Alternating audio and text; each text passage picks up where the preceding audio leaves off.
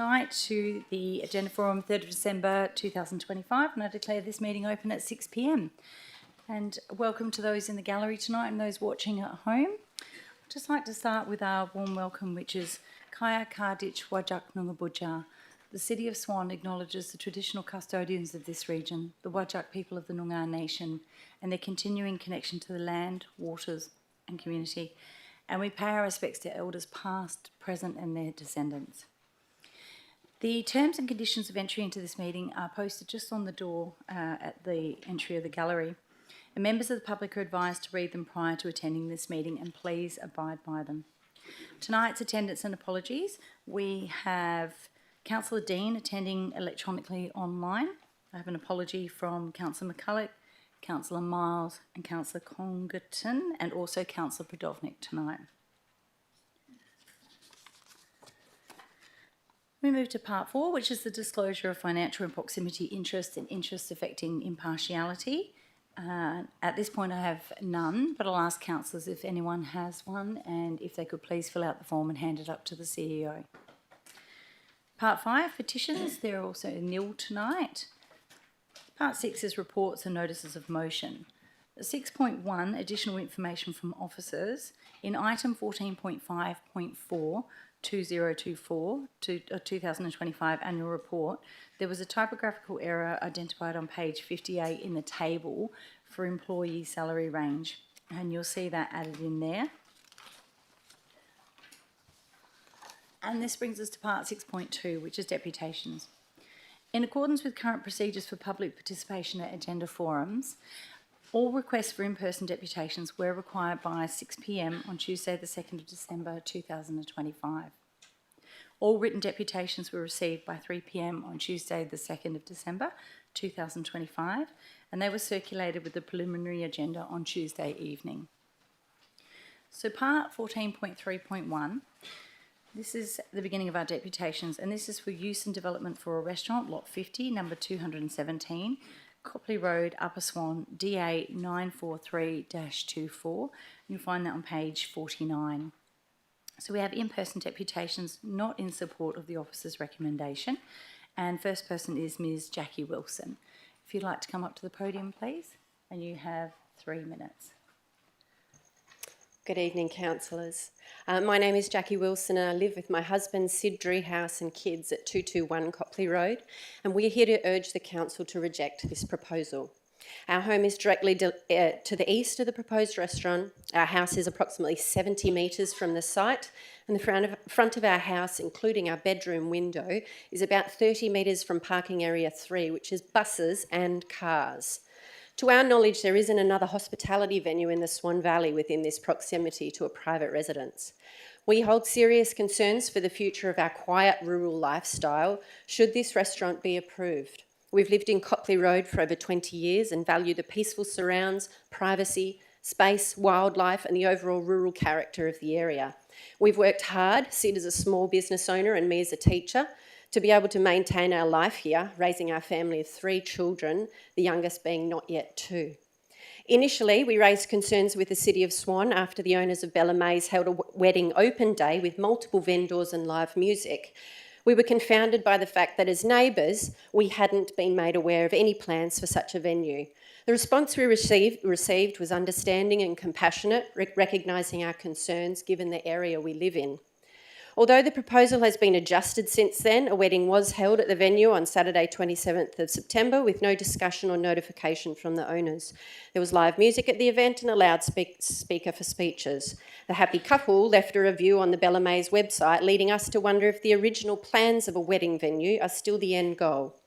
In addition, we question the numbers projected regarding traffic. We believe there is potential for greater numbers of vehicles, including buses, which have been omitted from discussion in the report.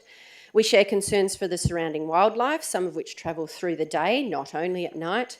Furthermore, the proposal offers no practical ways that the addition of a restaurant in Copley Road will have any benefit to the Swan Valley. We believe the City of Swan and councillors should be doing all they can to preserve the last of our rural landscape. The residents of Copley Road are a cohesive community, some having lived here for over 25 years. We communicate when necessary and have supported one another through fire and flood. We all utilise our properties in different ways, but we don't engage in activities that impinge upon the abilities of others to enjoy all that we hold dear: peace, privacy, and a rural lifestyle. The report states that 30 objections to the proposal were received. That is the majority of residents of Copley Road who have all voiced concerns for the potential of this proposal to negatively impact our way of life. It seems that the Planning Department hold very little regard for us, our knowledge of the area, our care of the land and wildlife, and our personal wishes to maintain our current rural lifestyles, and that is wholly disheartening. Sid and I urge the Council to please closely consider our submissions. We hope our youngest daughter can grow up enjoying the life we've worked hard to provide and loved for so long, without the obtrusion of unnecessary developments like this right outside her bedroom window. Thank you Thank very you. much, Ms Wilson. And I've just got some questions if you'd just like to come back. So I've got some councillors. So Councillor Bowman. Thanks for that, Jackie. Jackie, can you just explain to me Copley Road? What's it like? It's a very quiet rural road. It's a dead-end cul-de-sac that leads up to Walyunga National Park. The residents are obviously property owners and have animals. So if I was driving one way and you were driving the other way, can we both fit on the bitumen road? In a car, yes, that's possible. Okay. Yeah. And- In buses, no. And from memory, that's where you potentially go to if you're cheap and want to watch the fireworks because it's right up the top there. Have you seen people sort of go up there and find it hard to turn around? Because my understanding is that there's edges of that road that drop quite dramatically, or Towards the top of the road, yes, absolutely. The roundabout where you can turn, usually people have to do a 3-point turn to get around, and it does drop significantly at the sides. And if Copley Road was blocked for any reason, how do you get out? Where blocked? So if Copley Road was blocked near Great Northern Highway, can you get out? No. Okay, thank you. Thanks. Thank you, Councillor Bowman. Now I had a second question from Councillor Johnson. Yeah, hi Jackie. I just wanted to understand where you lived. Sorry. In which property do you live? We live at 221 Copley Road, Thank you. which is directly east from the. There is a battle axe driveway between us. I understand. Yeah. Councillors, are there any further questions? Thank you very much for coming tonight for your deputation. Thank you. The next deputation we have is Mr Bob Wilson, not in support of the officer's recommendation. Thank you, and you have 3 minutes. Just pop that button on there. That's Right, it. now it's on. Sorry about that. Hi, good evening, councillors. Bob Wilson is my name. My wife and I live in 149 Copley Road. So we're about 600 metres further west from the proposed restaurant. So I looked at the conclusion that the planning team made, and I thought I'd start from the bottom, which was the conclusion was that the conditional approval is recommended, and it's all very well for the bureaucrats that sit in their offices to recommend that it should be approved, but in the end it's you, the councillors, who have to make a decision. And as my daughter pointed out, of the 36 people who responded to the application, there was 30 of them that were against. 3 were non-committal and 3 were partially in favour. So pretty much every person in the street is against this planning idea of having a restaurant, and but that doesn't matter to the planning team. They think it should be approved. They believe that the area it's permissible because it's a general rural zone. Now I read the use class for the general rural zone, and it says the restaurant is a class D. That means it's not permitted unless the local government has exercised its discretion in granting the planning approval. So it's up to the local government, the councillors, to make that decision. It's also the vineyard is the same, the winery is the same. It's a Class A, which is not permitted unless the local government approves it. The planning team believe there's the low level of traffic, which they said the road was designed to handle 1,000 cars per day, and this would only add an extra 100, maybe possibly to the traffic on the road. So that's fine. But part of the planning, the submission, was that there was going to be buses involved.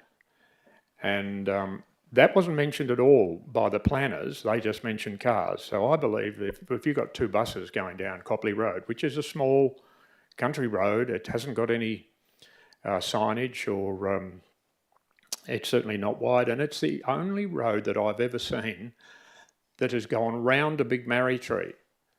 So the marri tree is in the middle of the road, and the road circumvents it, goes around it. So I'm not sure how 2 buses would go when they have to go around that. They said it can contain all parking on site, and as my daughter has said, part of the design of where the parking is, that the bus parking is directly below her house, wouldn't be 50 metres from the house where the buses are going to be parked. Thank you, Mr Wilson. That's Can I your... ask for a 2-minute extension? Is anyone against? Thank you. Sorry? Your 2-minute extension. Thank you.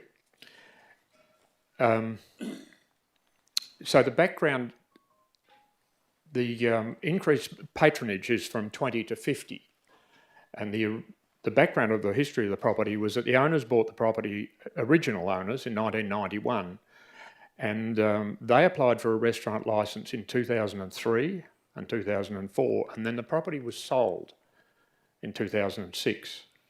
The new owner who bought that property in 2006 applied for a liquor licence and a cafe licence in 2009, and then they sold the property in 2013. And nothing happened for the next 11 years until the new owners bought the property. And as my daughter mentioned, they suggested in their website that they were going to be the next big wedding venue in Swan Valley. And they originally planned for 100 patrons, and now it's, because of all the objections, they've dropped it down to 50. So I just wonder, given the past history of the property, of the restaurants being supported by the local government and then the properties being sold, whether that will happen again. So I guess I just implore the councillors to look at the local ratepayers and local members of the community in Copley Road and vote in favour of them rather than this one outfit that wants to put a restaurant in the road. Thank you. Thank you. Thank you very much for that deputation, Mr Wilson. I have a question from Councillor Bowman. Thanks for that, Bob. Bob, you're about 6 properties down the road, aren't you? Yeah. Yep. So were you home when they had the wedding a couple of months ago? Sorry, they had... Were you home when they had the wedding a couple of months ago? And if you were, could you hear it from your place? Yeah, no, I wasn't home. Okay. Yeah. Okay. And you talked about the good old marri tree in the middle of the road, but if you were going down that Copley Road and the bus was coming the other way, would you stay on the bitumen road or would you get off? I sometimes get off when just another car comes. Yep, thank you. Thank you, Councillor Bowman. Councillors, are there any further questions to Mr Wilson? Thank you very much also for coming in tonight Thank for your you. deputation. We move to 14.3.2, which is the proposed amendment to DA 86/2025, which is signage. Modify condition number 6 of approval lot 801, number 380 Great Eastern Highway, Woodbridge, DA 86/2025/A on page 127. We have our in-person deputation in support of the officer's recommendation from Mr Sam Bowers, Senior Town Planner from Road Group. Thank you, Mr Good evening. Bowers, and you have 3 minutes. Thank you. Good evening, Mayor and councillors. My name is Sam Bowers from Row Group, and I'm assisting my colleague, Mr Jeremy Hofflin, in representing our client, Revo Fitness regarding item 14.3.2 on tonight's agenda. The purpose of this deputation is to confirm our support for the City's recommendation that Council approve the proposed modification to Condition 6 of the current development approval, which was granted by the City on the 18th of March earlier this year. This includes the additional conditions and advice recommended by Main Roads. We reiterate that the sign received approval from the City earlier this year and is soon to be installed. And the application before Council this evening seeks only a modification to Condition 6 to allow a broader range of items to be displayed on the sign. Over the recent months, we've worked closely with the City's planning officers with respect to the application and to respond to matters raised during the public advertising period. In response to the submissions received, our client has now amended the proposal to seek the rewording of Condition 6 rather than its deletion as initially proposed. So in short, we are supportive of the City's favourable recommendations for the following reasons.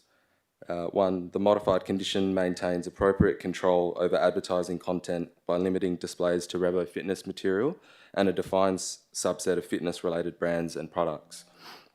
This will ensure the LED sign continues to be directly associated with the primary use of the site. The proposed amendment is consistent with the objectives of the general commercial zone, particularly the requirement for on-site advertising to be integrated within the overall development and to not detract from the amenity of adjoining residential or commercial areas.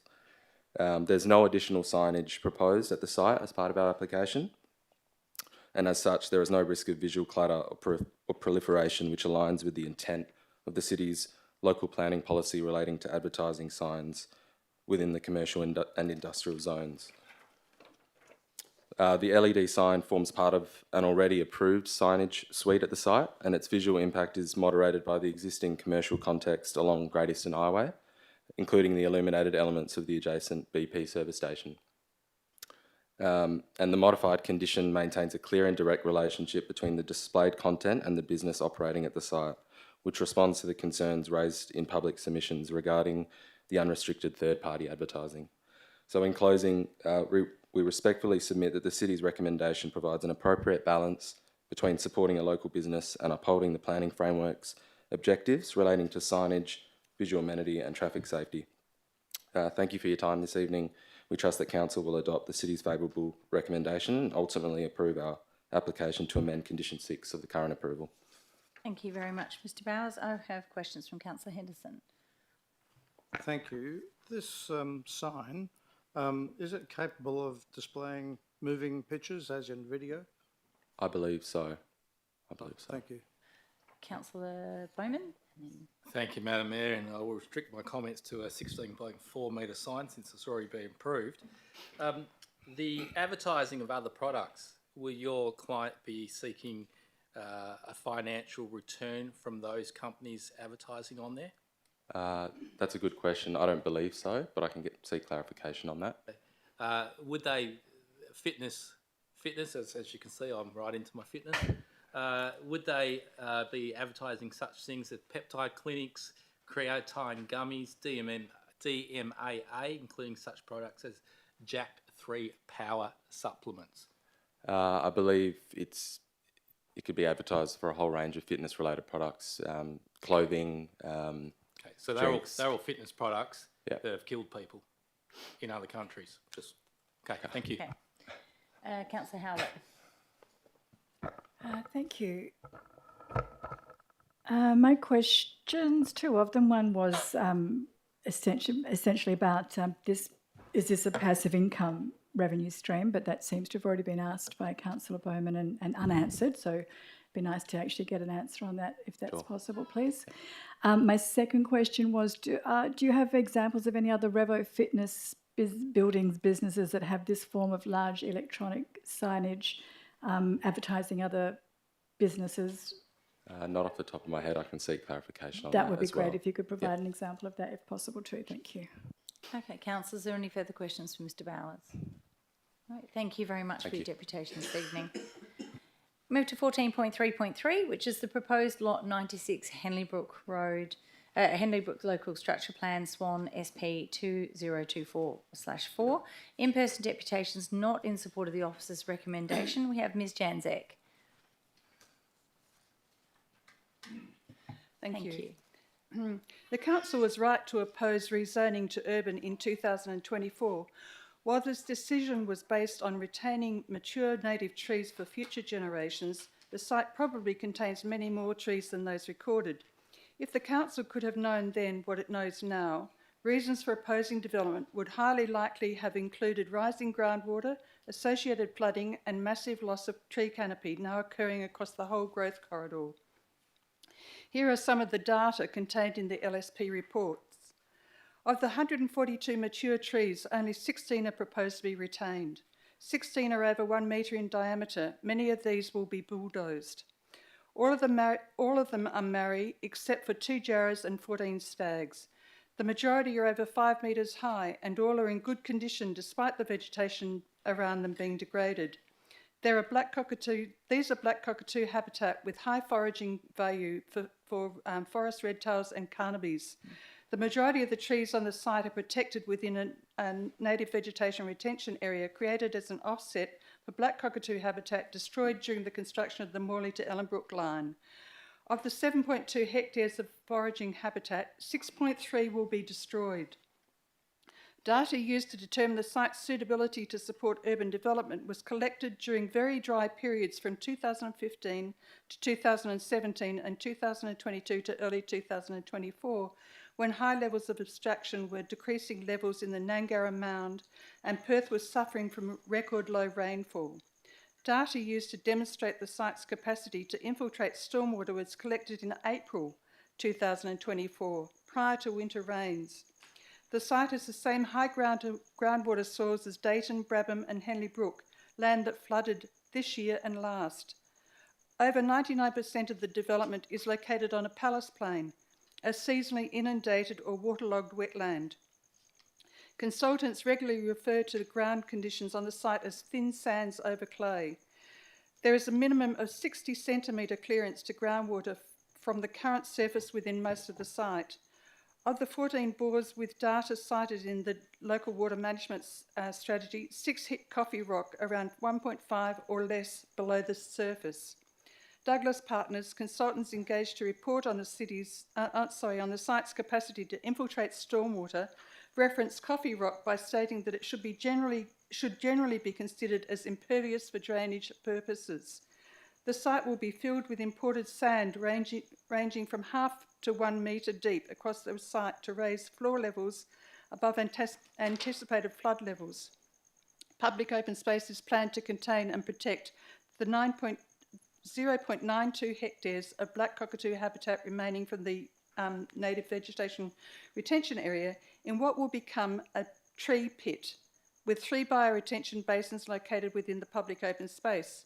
All stormwater is intended to be retained on the site and directed to the 2 drainage infrastructures within the public open space. Thank you very much, Ms Zack. Do we have an extension? Yep. Is there anyone against? No, they've just Thank granted you. 2 minute extension. Stormwater is to be infiltrated as required by the Better Urban Water Management into sand that sits above low impervious layers. The fall across the site is only 4% to the south-southeast. Groundwater doesn't respect boundaries or roads, and when drainage basins in these 2 public open spaces fill with water and it has nowhere to go, it will move down gradient towards the current Henley Brook development. The moat around the Henley Brook Primary School Oval is still inundated in December due to an infiltration policy that doesn't work in areas of high groundwater.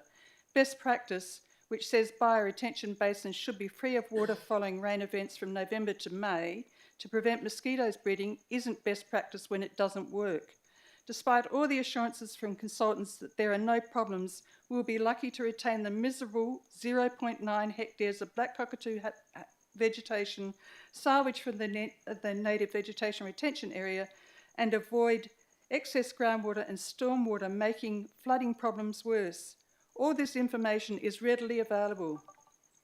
I am extremely disappointed that staff have not alerted Council to potential and highly probable problems that can eventuate, especially as they were well aware of current problems in the growth corridor. Once again, the city ratepayers will be left to manage the chaos. Thank you. Thank you very much, Ms Zack. Had Councillor Bowman. Thanks, Jan. and you probably know the areas just as well as me when it used to be a gravel track and nothing else. Can you explain to me the difference of taking water levels in April 24 to November 24? If you have a look at Harry Gratt's water graph, you'd be able to tell that. What happens during winter, the groundwater rises, of course, because it fills up with water. So in November, it's certainly much, much higher than what it would be in April. So you're saying, obviously, the information in the report is misleading because it takes the best case scenario? Not wanting to put words in your mouth. Yes, the report makes much of the fact that they found no water in these 8 boreholes that they put down, and they were only to 1.6. One of them ran out at 1.25. The other ones were down to 1.5, I think, or 1.6 metres deep. And they mentioned that they did not strike water. And you mentioned Coffee Rock, I'm glad you mentioned that, and you know more about Coffee Rock than I do. Can you just explain to me, when Coffee Rock is so high up, or not far down, being 1.5 metres, what's the impact of that with water flow? It, as the consultant stated, it is an impervious barrier, which means that water cannot travel any further below it. So All it can do is run off. where would it go then? It will have to go down to the lowest point, which will be down the bottom of the site, and then to the east. So in a lot of our developments that are around that area, they have the water basins. Can they not just pump it into one of those and we'll be all good? Well, the bioretention basins are made so that the water can be deposited into them, and then it will infiltrate into the ground, like soak into the ground around it. Problem is, because it's got an impervious barrier below it, there's only so much sand that can fill up with water, and then the water starts to rise and move down gradient on top of the impervious barrier to whatever is lower than it is, which in this case is most of Henley Brook. And is that why I see a lot of these pumps going 24/7 to try and get rid of the water? No, they're dewatering ones, most of them. Thank you. Councillor Howlett. Thank you. I was just curious that you mentioned that Henley Brook Primary School has a moat around it. Currently, I'll go and have a look this weekend and check it out. But could you just explain why you believe it is like that now? And obviously that's not a hygienic thing to be having around a primary school. No, and I don't think it was designed that way either. I've not been able to see any of the plans. Maybe the city could have a look at those, but there are 2 bioretention basins, or what appear to be bioretention basins, in the 2 corners of the oval area. I haven't seen any water in either of those 2 over the last 2 years, but there is a depression around the western side of the oval that has just filled up with water. Well, in fact, it goes on the northern side, western side and southern side, and it is now filled up with water. So most of the northern and the western side are full of water. Councillors, any further questions for Ms Eck? Councillor Henderson. Jan, thank you. This year has been about an average rainfall year, or just slightly above, is that right? Yep, back So- to the 30-year average. Yeah, so obviously if we get more rains, it's significant. Okay, thank you. We could be in serious trouble. Okay. Any further questions? No. Thank you for your deputation tonight. I have 14.3.4, which is the draft local planning policy LP 1.19, extractive industries. We have written deputations in support of the officer's recommendation, and that's from Mr Sam Bowers, who is the senior town planner of Road Group. I have 14.3.5, proposed new workshop building, extension to non-conforming use, City Depot Lot 5, which is number 212, Great Northern Highway, Middle Swan, DA 765-25, and that's on page 267. Tonight we have an in-person deputations not in support of the officer's recommendation, and our first deputy is Ms Amanda Birkin. If you'd like to come up, and you have 3 minutes, thanks. Good evening. My name is Amanda Birkin, a resident and ratepayer at 60A Railway Avenue and mother of 5. I am strongly opposed to the workshop. Firstly, the proposal constitutes a non-conforming use on land zoned urban under the MRS and earmarked for residential redevelopment under LPS number 17. Approving this would set a worrying precedent. Furthermore, the proposal contradicts proper and orderly planning and undermines confidence in local governance and previous councils' agreed strategic direction and zoning. I purchased my property in 2019 after thoroughly checking the zoning and trusting that the depot would eventually be relocated in line with existing plans. There will be significant loss of amenity regarding noise. The proposed workshop is just 35 metres from my home and will generate substantial noise. Even the planners admit further monitoring is needed, indicating uncertainty over the true impact. This noise will disrupt my work from home arrangement with Services Australia, directly affecting and causing a loss to my income. The likely 24/7 operations will also affect my family's sleep, as a roller door is unlikely to block the noise. Loss of amenity due to light spill is already an issue for us. I currently need blockout blinds for my young children. If operations run from dusk to dawn, the whole house will require blockout measures, further diminishing our amenity. The loss of visual amenity will be severe. Every time I enter or leave my home, use my yard, look out my bedroom window, I'll be confronted by a massive 40 by 20 by 10 metre high workshop. The structure's size and scale is not in keeping with the area's zoning and will significantly erode the enjoyment and amenity of our home. Alan and Dawn will cover this in further detail. Environmental concerns seem to have overlooked, with planners progressing the development without finalising compliance with the proposed tree protection and management policy. I'm concerned about the lack of independent planning review, raising questions about whether this is a just, fair, equitable and transparent process. Finally, I dispute the claim that there will be no additional traffic or congestion. Staff vehicles and machinery must come from somewhere. If they are relocating, why not repurpose or rebuild existing facilities instead of impacting the community further? I urge planners and council to consider alternative locations such as Malaga or to upgrade existing infrastructure. Should the workshops proceed, affected residents must be compensated, double glazing and blackout blinds must be installed at no cost to us. Thank you very much. Thank you very much for your deputation. Councillors, any questions for Ms Birkin, please? I had Councillor Howlett. Thank you, Amanda, for your deputation. We've received some images on our desk tonight. Are you able to point out the proximity of your house on the maps that we have? Yes, so the corner just here that you can see, that is the front entrance to my home. That's where my front bedroom is, and that's where my workstation is. So I work from my front bedroom because lack of space in the home with 5 children. It's the only space in the home that I'm permitted to work from, and that is approximately 35 metres to where those trees are, which will be removed for the construction of the workshop. Thank you. And you say you did some exhaustive research prior to purchasing, and your decision was partly made on the knowledge that this was zoned residential and anticipating that the workshops wouldn't necessarily be renovated there. Can you tell me how the operations have been at the workshops for you and your amenity to date? Yeah, it's pretty reasonable, to be honest, because a lot of the staff arrive early in the morning. You can hear them having a good old laugh and a joke, and then they tend to move off for the day. At times, they do come back, obviously, around the 3 o'clock time frame, and there's further noise. Sometimes throughout the day there can be a little bit of noise if they're coming to collect some of the parked machinery.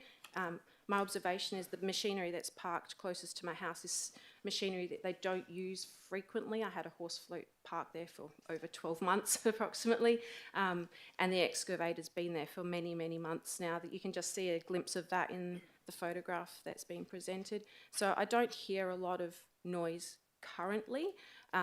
You can hear them changing tyres occasionally as well, and the rattle guns going off. But you know, it's not as frequent, and they change that wheel and they move on. It's not constant. Thank you, Councillor Bowman. Thanks, Amanda. Amanda, you talked about block-out blinds, but my understanding is the depot guys finish at 3, 4, 5 o'clock. Are you telling me there's lights on? There are Late at lights night. on until at least 10 p.m, sometimes later. Yes, Off and big floodlights, big. are they? They are really tall floodlights, almost the height. You can see in this picture where that red line is. That's one of those floodlights. Yep. The car park is also very well lit as well, and that goes on in around 10 p.m. So they flick on and off as they. I don't know what the timing parameters are for that specifically. By the time I go to bed, generally they're about to turn off. Sometimes I go to bed and it's well lit. I don't need a light to get up to the baby. Okay, thank you. Thank you. I had a question from Councillor Ringo.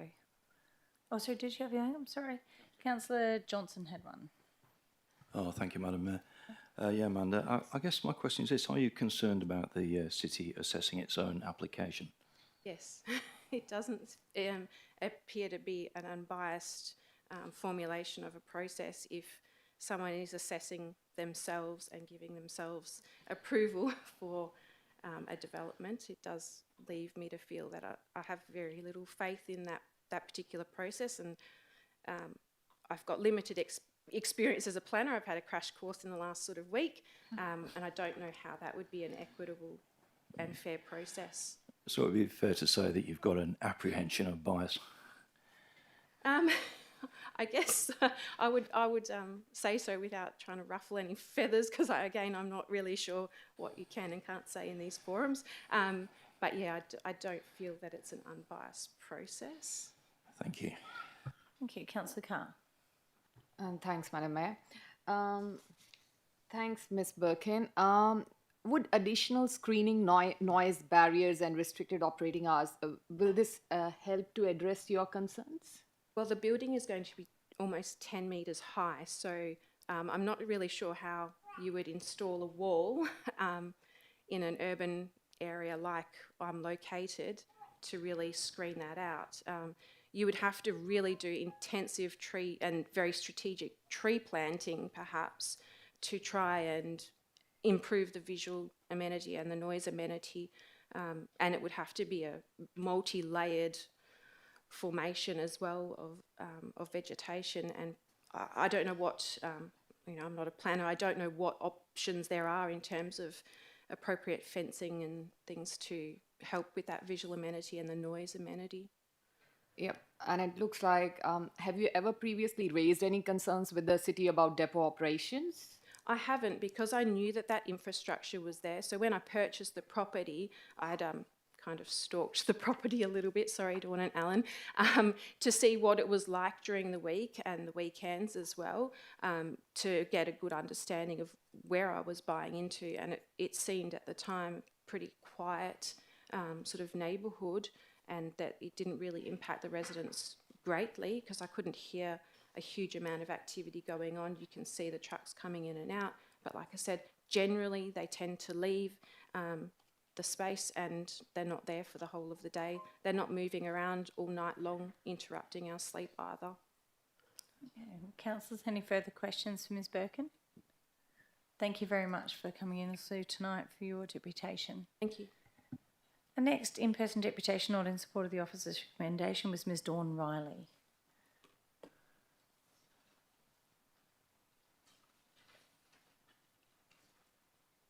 Thank you, Ms Riley, and you have 3 minutes. Dawn Riley, I strongly, object to this. Hello, it's about my ear. Dawn Riley, I strongly object to this proposed workshop. I live at 60A Railway Avenue and have done for 20 years. And we have coexisted with this depot behind us for 20 years. There's lights, there's noise, but it's a depot, so, that's fine with us. However, I did receive this notification concerning this proposal of this sheets of ColourBond and cement that's going to sort of dominate the landscape, that's going to be plonked in our backyard. And my attitude changed immediately towards the depot that I've sort of been, quite okay with for 20 years. The immediate thoughts are, and it's a fact, this visual impact, and I don't really have to go into it, the photographs tell you all, is just going to depreciate the value of our property. It's going to depreciate the value of our property, and there's no argument about that. This, as you'll see with those photographs, it just totally dominates, and the house behind us, which is 60A, they're 35 metres. We're probably about 50, and so every time I go outside, especially one side, my privacy is invaded and I have to view this monolith. In the report, it did mention there was a 24-metre setback on the eastern boundary. Now this is from the side of this construction to the fencing on the eastern boundary. There's absolutely no reason why a screening lot of plants couldn't be, as in those beautiful she oaks that screen along Bishop Road, why this can't go into that 24-metre setback. There's ample space to put something that would grow as high, and those she oaks, some of them are actually higher, which is hard to believe, of this monolith they're wanting to put in our backyard. So, there's been no mention of anyone doing anything about the eastern aspect of this construction. They're addressing the Bishop Road one and the Great Northern Highway. So I think that would be a really easy solution. It would soften the blow of looking at this thing constantly, even if we just open our windows. It's not going to stop the depreciation of the value of our property. There is a bit of a saying. I'll just ask if you've got much more. No, very little. I should have brought my egg timer with me, shouldn't I? For the greater good, it is commonly used to justify actions that will cause harm to some, but are believed to result in overall benefit for the community. Well, does this mean that number 60, number 68, number 61 are going to be the sacrifices here? And this is going to happen unless there's alternate actions by the City of Swan taken on this proposed construction. Okay. Thank you very much for your deputation. I'll ask questions from councillors. Does anyone have a question for Ms Riley? Councillor Johnson. Yeah, thank you. Ms Riley, are you also concerned about the city assessing its own application? Of course, but it did say in the report we didn't want to overlap information with people speaking ahead of us. Of course, yes. I don't know how you can possibly assess yourself and there not be questions to ask. So it'd be reasonable to say that you've got an apprehension of bias about this. So. Yes, well said. Thank you. Councillor Howlett, you had a question? Yes, please. Thank you for your deputation. Daniel Richardson. Excuse me, that's not on silent. Thought it was. Considering that you specifically referenced 60, 68 and 61 Bishop Road as being the most heavily affected with regards to amenity should this be approved, were you surprised that there were 66 objections to this submission?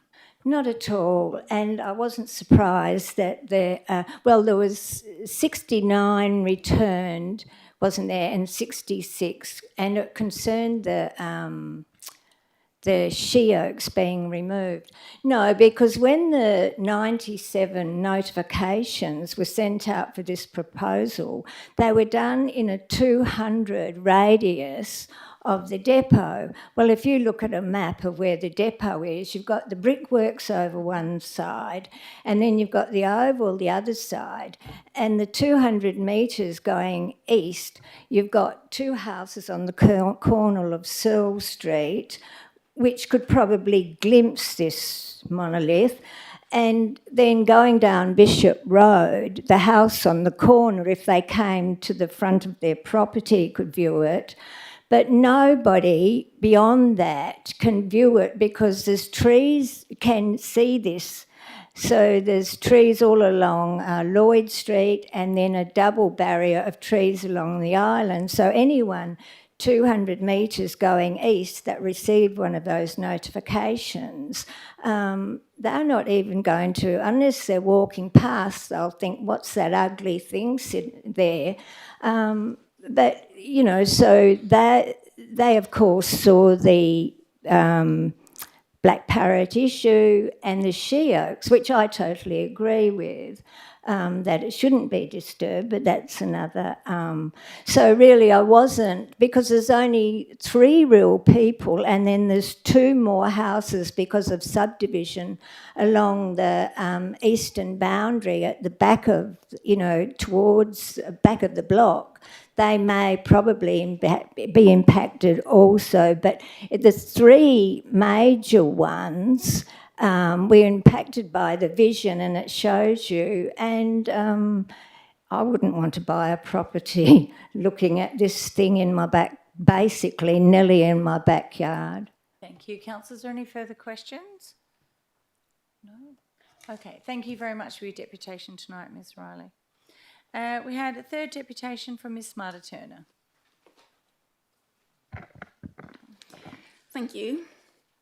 Unlike them, I do not actually live close at all to the depot, and I would like to say that I have no objection to the city staff getting a new work area. This is about the plan, not about the concept of it. So I think everyone that has been looking at submissions to any plan that the city does can recognize the 66 people that actually took the time to write something about it, in this case an objection, is a lot, which means that quite a lot of the community cares enough to do something about it. And the majority of them all objected the removal of the trees. So we're talking about 14 mature she oaks. And under the city's tree protection draft policy, these trees would actually be put down as protected. It was also noted that a sustainability strategy for this project has not been done yet. Neither have done a noise study for the same area. Both of those things should change the plan. Yet the council is asked today to approve the plan as is, no changes, build it as it is at the moment, which basically means everything else is a waste of time. So I'm asking each one of you tonight, or actually next week, because you're not going to vote on it tonight, to reject this plan.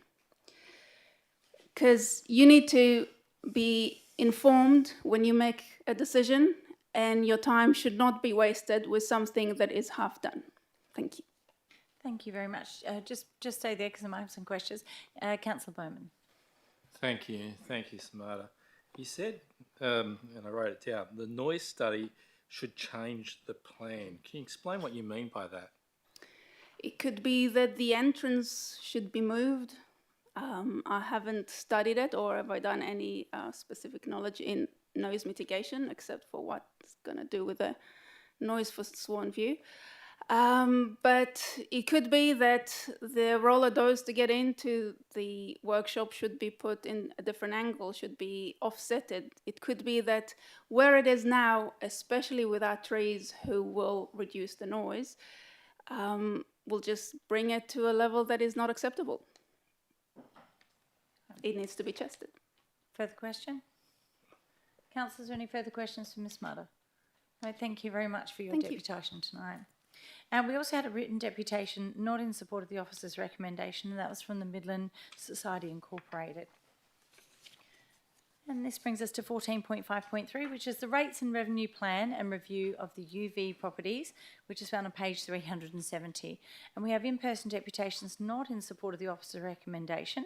Our first speaker is Ms Sally Block.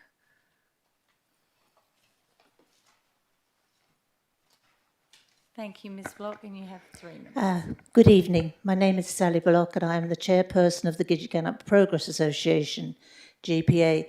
The GPA object to this review. We feel that it is premature and should wait until 2026 when the department has indicated at a local government reform forum that further guidance for the rates and revenue policy is likely to be provided early in 2026 when the draft regulations are published.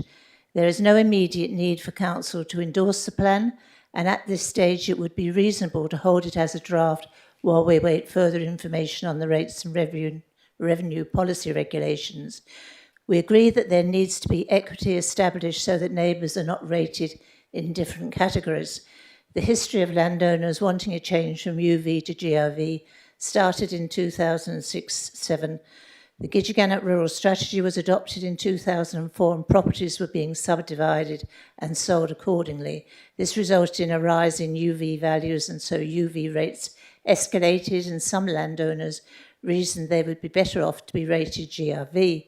They also believed that it would be preferable to be on GRV rates where the property's values were only assessed every 3 years and not as UV annually.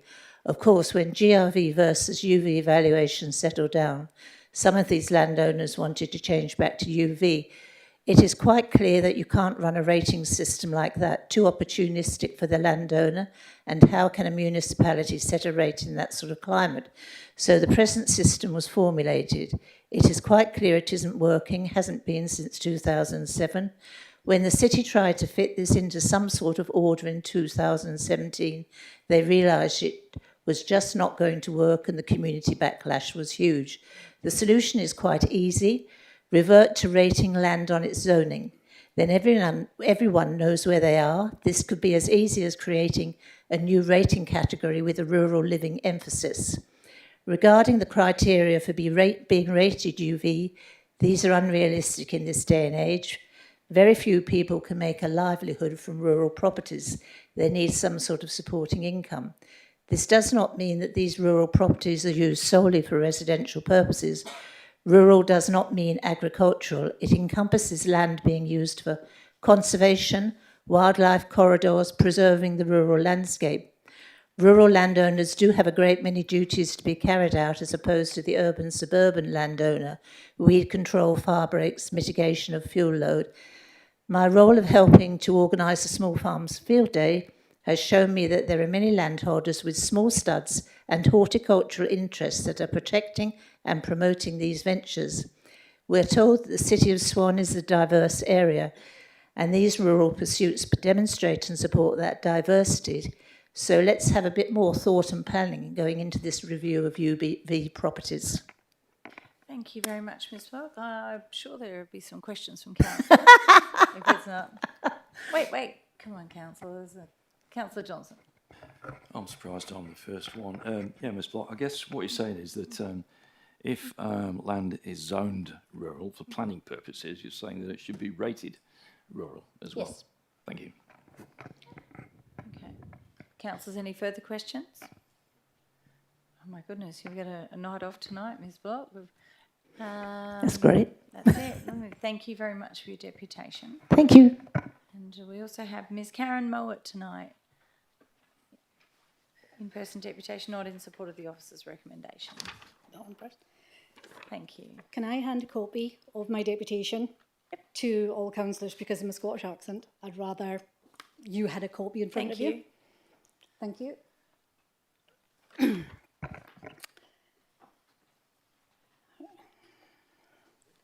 Will I start before that? Yeah, if you like. Yeah, okay. Mayor Richardson, Deputy Mayor Zanino and City of Swan councillors. I have 4 concerns I want to raise and I'm speaking against the recommendation in front of you. 1, I noted with interest that the recommendation for this item does not request Council to endorse or approve the draft rates and revenue plan, but rather page 375 of the agenda states, There is no need for Council to endorse the plan, and at this stage it would be reasonable to hold it as a draft while we wait further information on the rates and revenue policy regulations. So here we have a draft plan, prepared for Council to explain why the city needs to undertake a review of its UV properties and the process that will be followed, but the Council is not being asked to endorse or adopt the plan. But point 3 of the recommendation is for Council to take action for 413 land use declaration forms to be sent out based on information contained in the draft plan. Should Council be taking any action based on information contained in the draft plan until such time as the policy and the plan have both been endorsed? Point 2. To issue only 413 land use declaration forms when there are almost 4,000 UV properties across the city is not fair, is not equitable, and is not consistent. If the city intends to resolve the current issue, it should deal with all rural properties in the same manner at the same time as was proposed in 2017. This is the only fair and equitable option. Point 3. The city makes mention regarding the availability of GRVs, and I would like to bring Council's attention to information taken from the Department of Fire and Emergency Services. The Emergency Services Levy is paid by all property owners in WA. It's calculated using GRV. It's collected by local governments through the rating process and is included in rates notices. If this is the case, does the city have GRVs for all its rateable properties? Point 4. Current GRV reports can be purchased online from Landgate by anyone for any property, with the report being received immediately. I've done it many times. So in closing, I hope Council will amend the recommendation in the agenda, accept points 1 and 2, but remove point 3 until such time as the regulations have been received and both the rates and revenue policy and plan have been endorsed by Council. Thank you. Thank you very much, Ms Mowat, for that deputation. Councillors, are there any questions for Ms Mowat tonight? I'm sure they've been in contact with you, and I'm sure that... There's nobody. Yes. Okay. Thank you very much for coming Thank in you. tonight and giving your deputation. We move to part 6.3, and this is councillor question time in regard to items You missed one. My apologies. Sorry, Miss Marta Turner, in-person deputation. Yes, you have to hear me again, but it will be short. So you've heard already, and hopefully you know, that the UV versus GRV saga is ongoing for many, many, many years. And I hope that everyone in this room have at least a partial understanding of the history and what is going on at the moment. If you don't, please ask. There are loads of people who will be very happy to explain. The system is of catch the unsuspecting. This is not an honest system that can be used to run a city. A plan needs to be in place that takes into account the many submissions and consultations that have been done and submitted, and not just note them, as I believe is item number 1, and then move on. And if you want a very simple solution, I believe Sally just gave you one.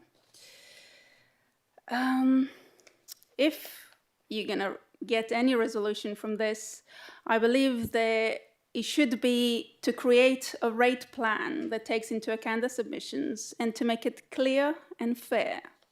And until that point, there should be no action taken in order to move more properties from UV to GRV. Thank you. Thank you very much, Ms Marta Turner, and I'll ask councillors any questions. Councillor Bowman. Thanks, Marta. I thought I had a pretty good understanding, so perhaps you could explain to me. There's a number of properties in the report that are less than 2,000 square metres or 2,000 square metres in Bullsbrook that are on UV. How did that happen? Well, to be honest, I need to ask you that question, because that means that they have not been following the process of what is going according to the zoning of the land. Therefore, there have been an exemption at some point in time, and I believe we discussed this a few weeks ago. Here. Councillor, any further questions? Thank you very much for Thank coming you. in tonight, also for your deputation. Madam Mayor, I believe the Swan Valley Ratepayers and Residents Association had a submission as well, and Ms Eck is here, she has that with her. Could we hear that as well, please? Just let me check. So I'm not aware of any submissions. No, not at this stage. Received through the chair. Thank you. So through the chair, it doesn't stop Ms Sec distributing through one of our staff a copy of their submission, but no request for a deputation was made on this matter that I'm aware of. Thank you, CEO. I'm aware of that, and council can decide what it wants to do with a agenda forum. That's why I asked. Thank you. So as the CEO said, quite welcome to distribute that through staff. Staff will distribute that. Do you have copies? No. You've only got yours. Okay. Can I ask the question, Madam Mayor? Yeah, just one moment. We're just going to consider that, whether we can. So I refer you to your meeting procedures 4.5 subclause 3. So anyone wishing to make an application is to do so 24 hours prior to the commencement of the meeting. That's the entry point at which you can make a deputation. So there hasn't been a request for a deputation. There's no other clause I see in the meeting procedures that allows for extempore matters, other than, as I said, it would allow for someone to make a written deputation and put it to the chair. I'll move that we suspend that clause of the standing orders to allow the emailed presentation that was sent at 2:11 to be read out. 2:13, because not all councillors have been able to see that. I'll second that. Okay, is anyone, just one moment. Val, can motions be moved to an agenda forum? No. I think so.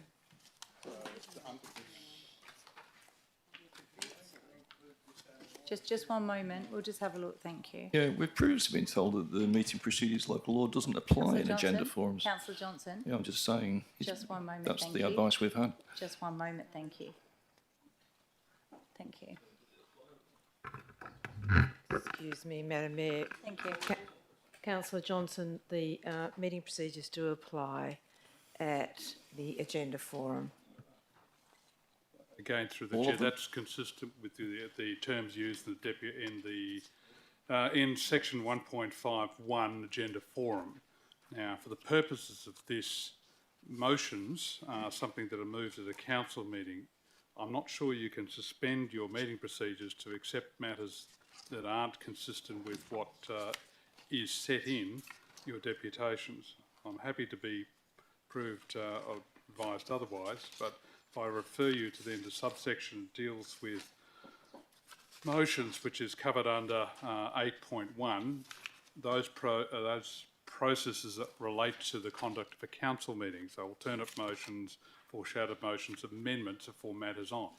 So the meeting procedures allows for the agenda to be conducted here. The process is set out in the 5.4, I say 4.5. I don't see how you could suspend it to suddenly have a different process of what's contained in here and be consistent with your meeting procedures. Madam Mayor, a follow-up question, 1.4 application, which quite clearly says all meetings, including agenda forums, to be conducted in accordance with all the things and this local law. So my question is, under this local law, can we move to suspend any section? My understanding is yes, but I'm just a councillor. Thank you. Mr CEO. Councillor Johnson. You just need to wait for a moment, please. You need to wait. Which one are we looking to do with suspension? So 1.4.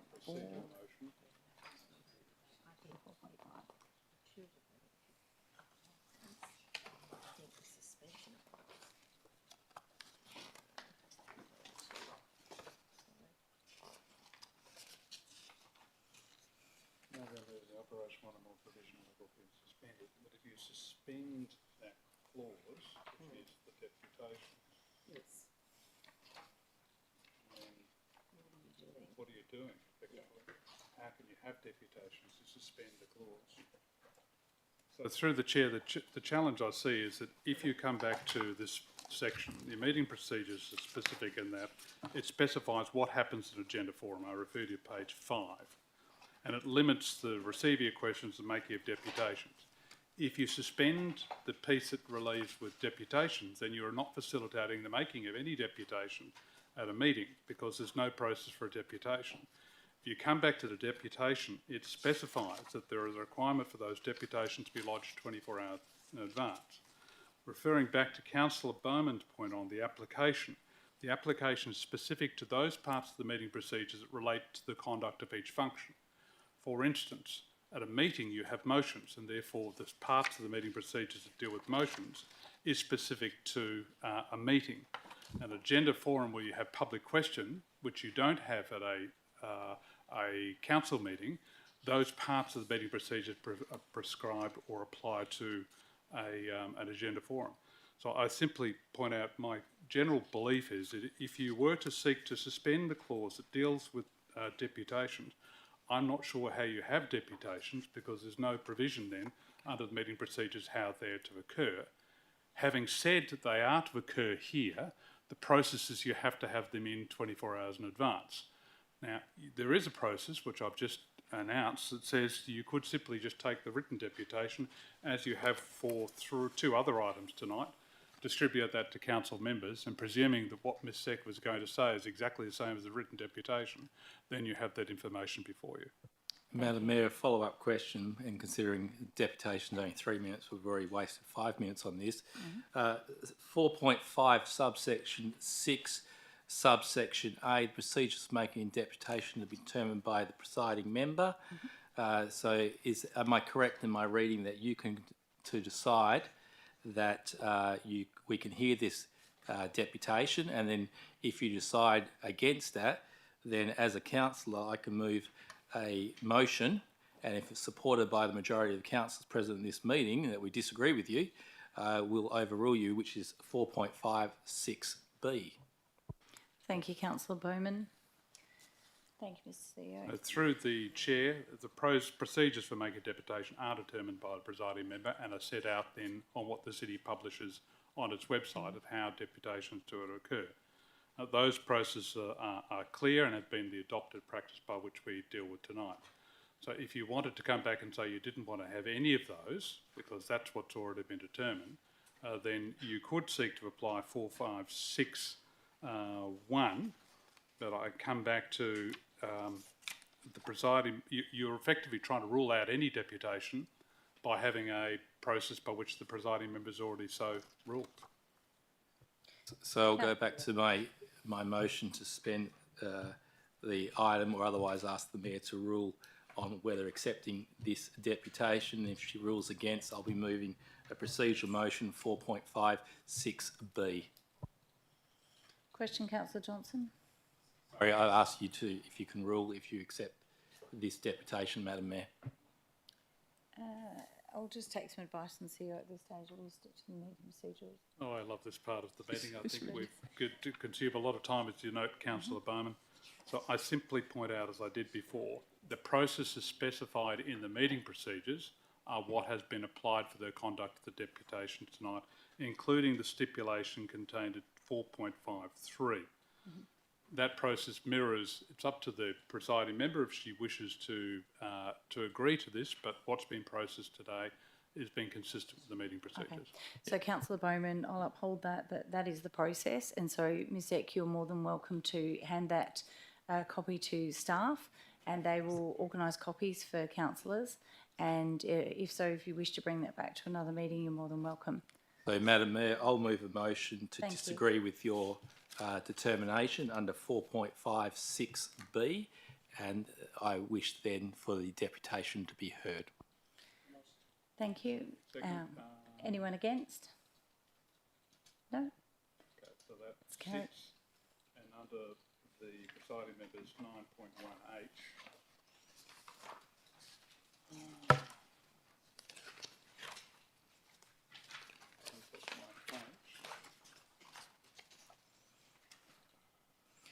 That the ruling of the presiding member be disregarded.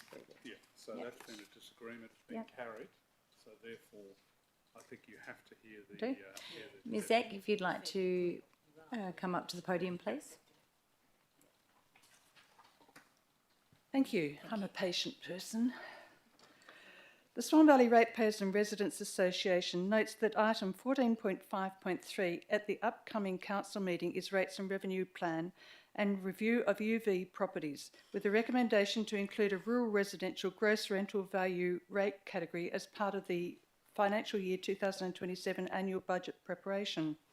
Councillors would be aware from a letter we forwarded to all on the 20th of October that any potential change to the rating categories is of significant concern to the Swan Valley ratepayers and residents. So much so that as councillors you would also be aware that this letter that 130 Swan Valley ratepayers you'll be aware that at 130 Swan Valley ratepayers attended a public meeting arranged by the Swan Valley Ratepayers and Residents Association held on the 18th of September to discuss the potential change and understand its consequences should it be enacted. The near unanimous sentiment from that meeting was that the ratepayers want the current ratings system to be retained. This is born through the rationale that the UV classification acknowledges both the uniqueness of the Swan Valley properties and the preservation of the rural environment, but also the additional costs and development constraints pursuant to Swan Valley properties because of the Swan Valley Planning Act. In reviewing the rationale provided by the City of Swan for the upgrade from UV to GRV, it became quickly obvious to the meeting that the overriding motivation to move properties from UV to GRV in brackets, or a hybrid GRV, into brackets, was simply to increase the already onerous rate load on Swan Valley ratepayers. Councillors should be aware that, by our estimation, on a per capita basis, Swan Valley ratepayers already pay 2 to 3 times the equivalent rates of a City of Swan suburban ratepayer. We were pleased that Councillors Zanino, Henderson, Johnson all spoke at the public meeting. During Councillor Johnson's address, he advised that he had been informed by officers of the City of Swan that the proposed changes were being driven because of a directive from the state government in that for a property to be classified as rural and hence rated UV, the majority of income derived by the ratepayer must be generated by activities on the property. The Swan Valley Ratepayers and Residents Association was not aware of this directive and advised Councillor Johnson that we would immediately pursue such a claim with our local representative, Michelle Maynard. This has been done, and we advise that Ms Maynard has confirmed that no such a financial directive has come from the state government. This raises the concern as to why Councillor Johnson was advised by officers of the City of Swan that it was minister-driven. We would therefore urge that all councillors, when considering item 14.5.3, to fully consider if they know all the facts and what the true underlying reason for the proposed change is. At the same time, we would also consider it prudent for councillors to be correctly informed of the financial imposition on the City of Swan for the provision of street lighting, footpaths, a community centre and all the other amenities expected by ratepayers if the GRV category or hybrid GRV is enacted across the Swan Valley. Thank you, Ms Eck. I'll ask councillors, do you have any questions? Have I finished? No, that's the question time. Councillor Johnson. And how long? Like 1 minute. 1 minute. Is there anyone against? Right, thank you. Thank you. We wonder if that has even been mentioned to councillors, but it would become a very significant contingent financial liability that would need to be provided for in the City of Swan's balance sheet and future budgets. In summary, the Swan Valley is a rural environment, and the proposal to change UV ratings to hybrid GRV or full GRV is counterproductive to the continuation of the Swan Valley as a rural environment. In addition, any change will likely exacerbate the continued threat of urbanisation and ultimate destruction of the valley. We urge all councillors to reject the proposal and work with and support the Swan Valley ratepayers and residents and Swan Valley ratepayers and residents to preserve the Swan Valley. Preserve the Swan Valley. Thank you. Thank you for your time. Thank you very much. Councillors, any questions for Ms Eck? No. Thank you very much. Thank and you. If you want to leave that copy, though, we can distribute that and get that copy. So, all right. We move to 6.3. Councillor questions in regard to items on the agenda. Councillor Johnson. Yeah, I think I'll start with this particular item, 14.5.3. As Ms Zeck has said, I've been under the impression that we've been directed by the state government to make this change. But when I read the report, I can't find anything in the report that explains why we are compelled to make this change. So I simply don't see it in there. So I'd like to know, why are we compelled to do this right now? Through you, Madam Mayor, to the CEO. Mr. CEO. Thank you, and I refer to the report which says you've started this process in 2017. Having commenced the process and sought to undertake it, you've also created a CO KPI. So councils are directed that this is an action you want to resolve this issue. So we're saying there's no external requirement at law or any direction received from the minister or from anybody else or any court case or anything directing us to take this action. Mr. CEO. Mr. Travascus. Thank you. Through the chair, so local governments have an obligation under the Act to apply the legislation fairly and equitably, and that, in accordance with the Act, land that is predominantly rural use is to be rated UV, land that's predominantly non-rural should be GRV. So the state government we haven't received a direct direction from the minister, but the state government has guidance, they've got rating policies, they've got lots of information available to support local governments on how to go through a UV review, including consultation with ratepayers, what you should consider. So they provide examples of what is predominantly rural, what is possibly predominantly non-rural. So they are State Department guidelines and policies. So the Rates and Revenue Plan that was prepared is basically reflecting exactly that state government position through their guidelines and policies, and that's consistent in the report and briefings we've had with council on this subject. Thank you. It's just guidelines and policies, so there's been no actual direction from the minister. As I understand, the city can issue a direction. Has that actually happened?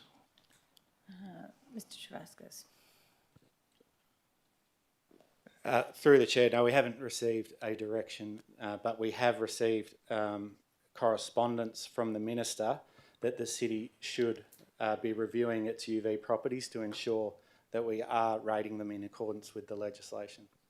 And is that letter included in the report? I didn't see it in there. It would be pretty fundamental.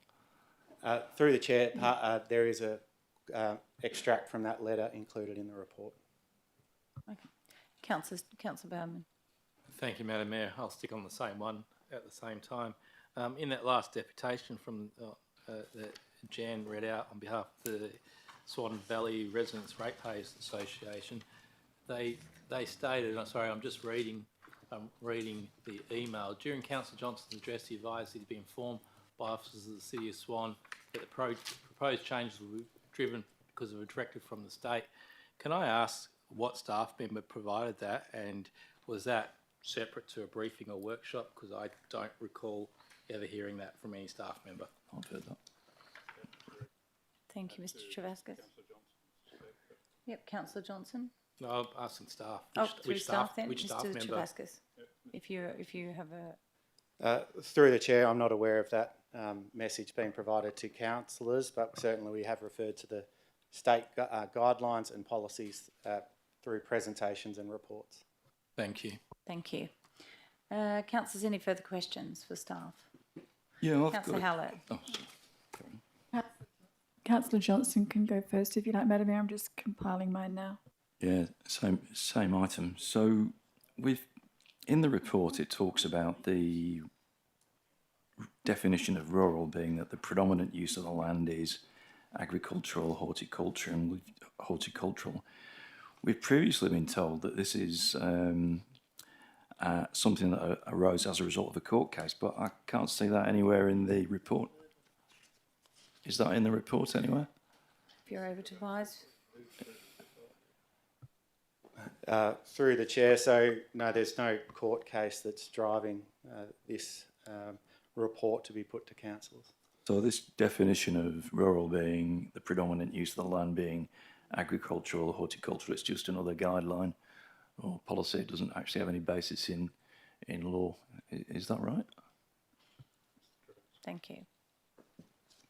Through the chair, so it's what the city or what we are trying to address is the inequity issue throughout the district. So at the moment we have like properties in like areas with very similar uses. Some are rated on the UV method, some are rated on the GRV method, and that can mean significantly different rates are paid by those property owners, even though they have an identical property. So that's been identified by the city. It is an inequity issue. We have a responsibility under the Act to apply the legislation fairly and equitably. So we shouldn't be applying one rating method to one property and the exact same property applying another one.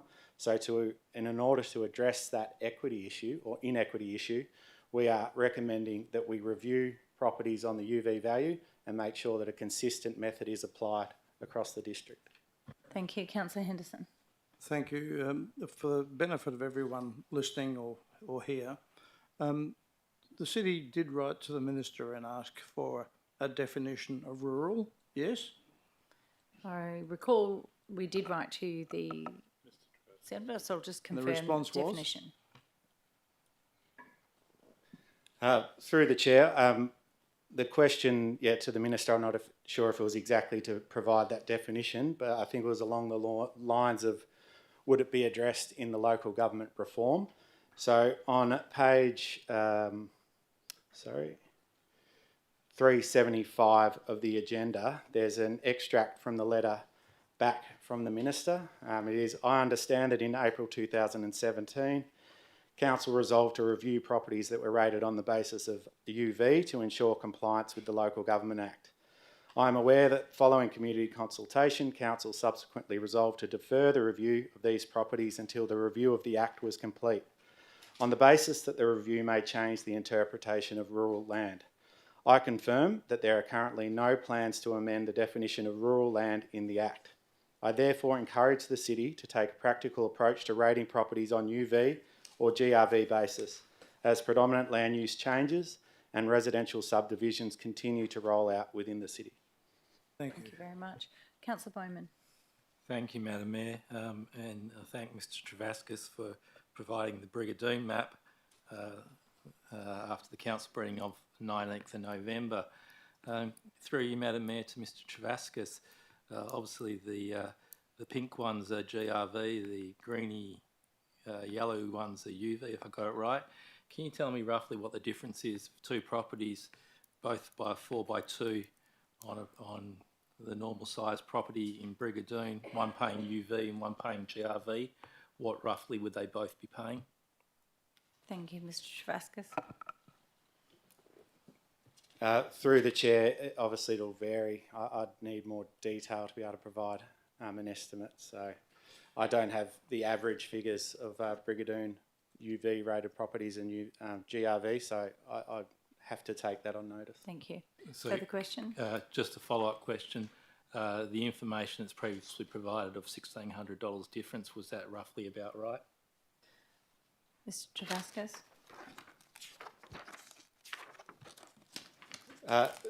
Through the chair, again, I'll take that on notice to confirm the amounts.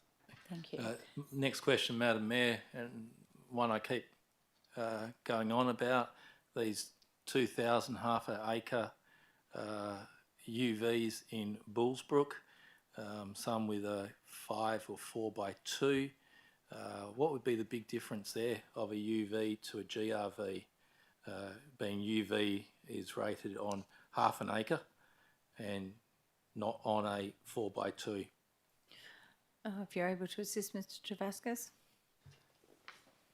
Through the chair, so we did present financial information at the community sessions that were held and also through council briefings. So whilst I can't give exact figures, I can say, and this was presented at the community information sessions, generally in Bullsbrook, certainly those type of size lots, 2,000 square metre lots that are currently on UV, if they were to move, and if it's a 4x2 type homes, certainly they will pay more on a GRV basis than UV. And similar to Bullsbrook and Brigadoon, certainly most of the properties there out of the 413 that we have got notional GR values for, most of those properties would pay more on GRV than UV as well. And the zoning of those properties, I'm on 1 acre and I'm R4 or R2.5 or whatever. So would they be zoned rural or are they zoned residential? Thank you. Through the chair, it will vary. So I think Director of Planning may confirm, but the Bullsbrook lots, those 2,000 square metre ones that we have discussed at the briefing, were in the town site area, so they would be residentially zoned. The Brigadoon properties are rural lifestyle or rural zone. Further question? So, Madam Mayor, maybe the Director of Planning can answer that question about those half-acre blocks in Bullsbrook. I can give you assessment numbers as well. Are they zoned residential or rural? They may differ depending on their location. I'll have to look at the exact location. Some of them may have a special rural zoning, but it has to be noted that the zoning wouldn't impact the rating. The rating is based on the use of the land and not the zoning of the land. Okay. But I will have to look at the specific zoning of specific properties because some of them may be residential and some will probably be special rural. So Madam Mayor, if I could probably guide the two directors to page 428 and 429 and 430, 431. Am I reading it right? Looking from the top, the VE use and then the zoning, what's the difference? What's VE use? Mr. Travascos, thanks. Through the chair, so that's the use of the land as provided by Landgate when they've provided the notional GRVs to the city. So that's the VE use table. Is that column? Yes, that's correct. And the zoning column is what I expect the zoning column would be from a planning point of view? Through the chair, yes, that's correct. Thank you. All right. Councillors, Councillor Howlett. Thank you. My questions, Madam Mayor, relate to I'll start with 14.3.5, if I could please. Noting that the city rezoned that or zoned that area to be residential, can I ask, in doing that plan, I suppose a decade or so ago, I think it's stated, I don't know the exact date, where was it envisaged that the workshops would be relocated to when zoning that residential? Mr. Russell? Or Mr. Ball? Through Madam Mayor, I don't believe we've probably got anyone here that can answer that. I think there was some contemplation as to whether we might utilise some of our other freehold land in other areas further north, is my recollection. Thank you. And do these freehold land, is that still available to us? Well, it depends on which we've got various parcels of freehold land, so we'd have to have a look at providing council with the freehold land holdings that we have in locations that might be capable of being utilised for depot purposes or other administrative purposes. Thank you. And then if this was to be utilised as a residential zone, would it be fair to say that it could accommodate approximately 35 500 metre residential blocks on a quick back of the envelope calculation? Mr. Russell? Well, I couldn't do a back of the envelope calculation, Madam Mayor, because it would depend on a structure plan and it would depend on the density coding that the council was mindful to assign, and that's going to be influenced by various constraints that might arise. So, not possible to do a back of the envelope calculation at this point. Okay, if that were one of the back of the envelope calculations, and at $2,000 a property at $70,000 rates that site could bring us. Midland Brick Hesperia development, the Rivermark development on the western frontage of the current workshops site, that's due to be developed as residential in the future, is that correct?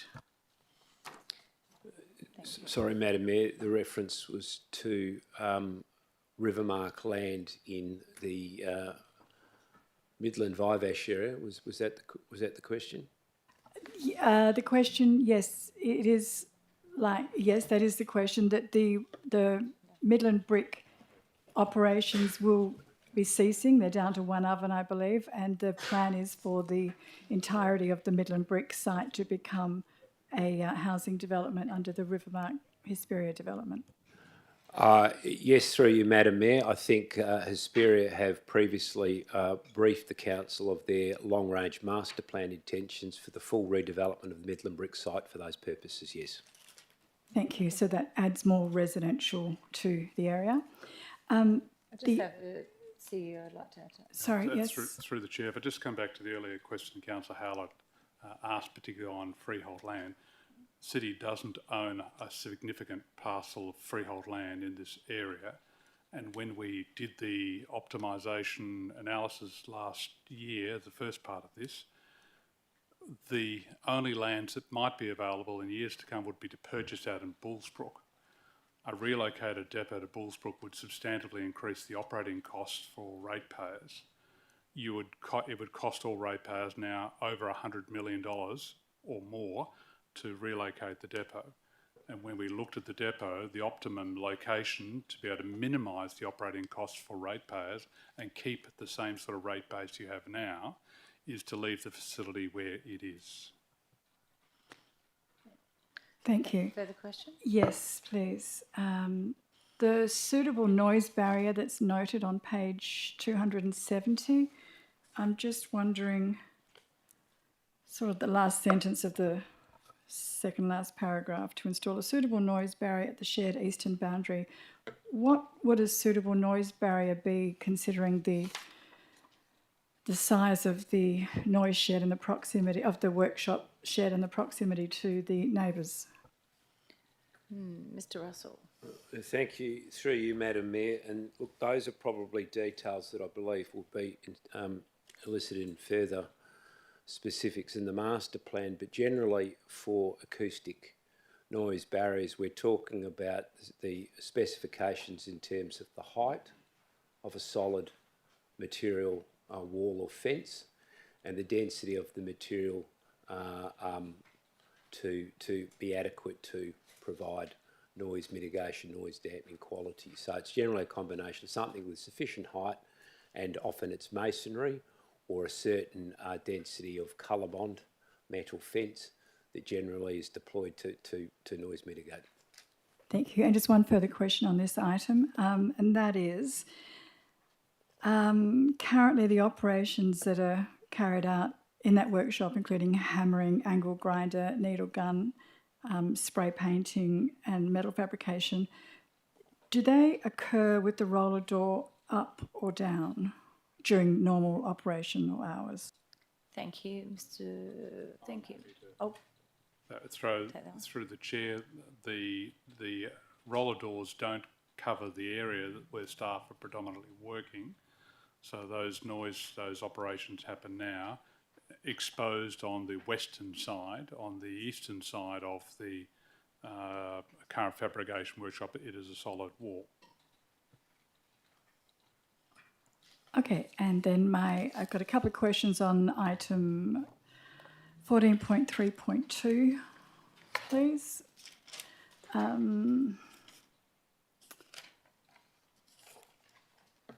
So the original approval for this building was done under delegated authority. Did it go out for advertising at all? Mr. Russell.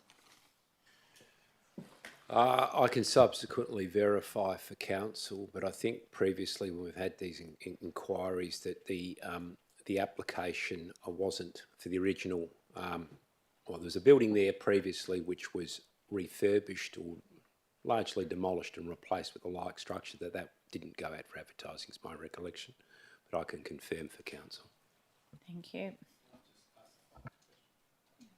Only because it's here. My question number 26 on that item, the original application was not advertised for public comment, was the answer.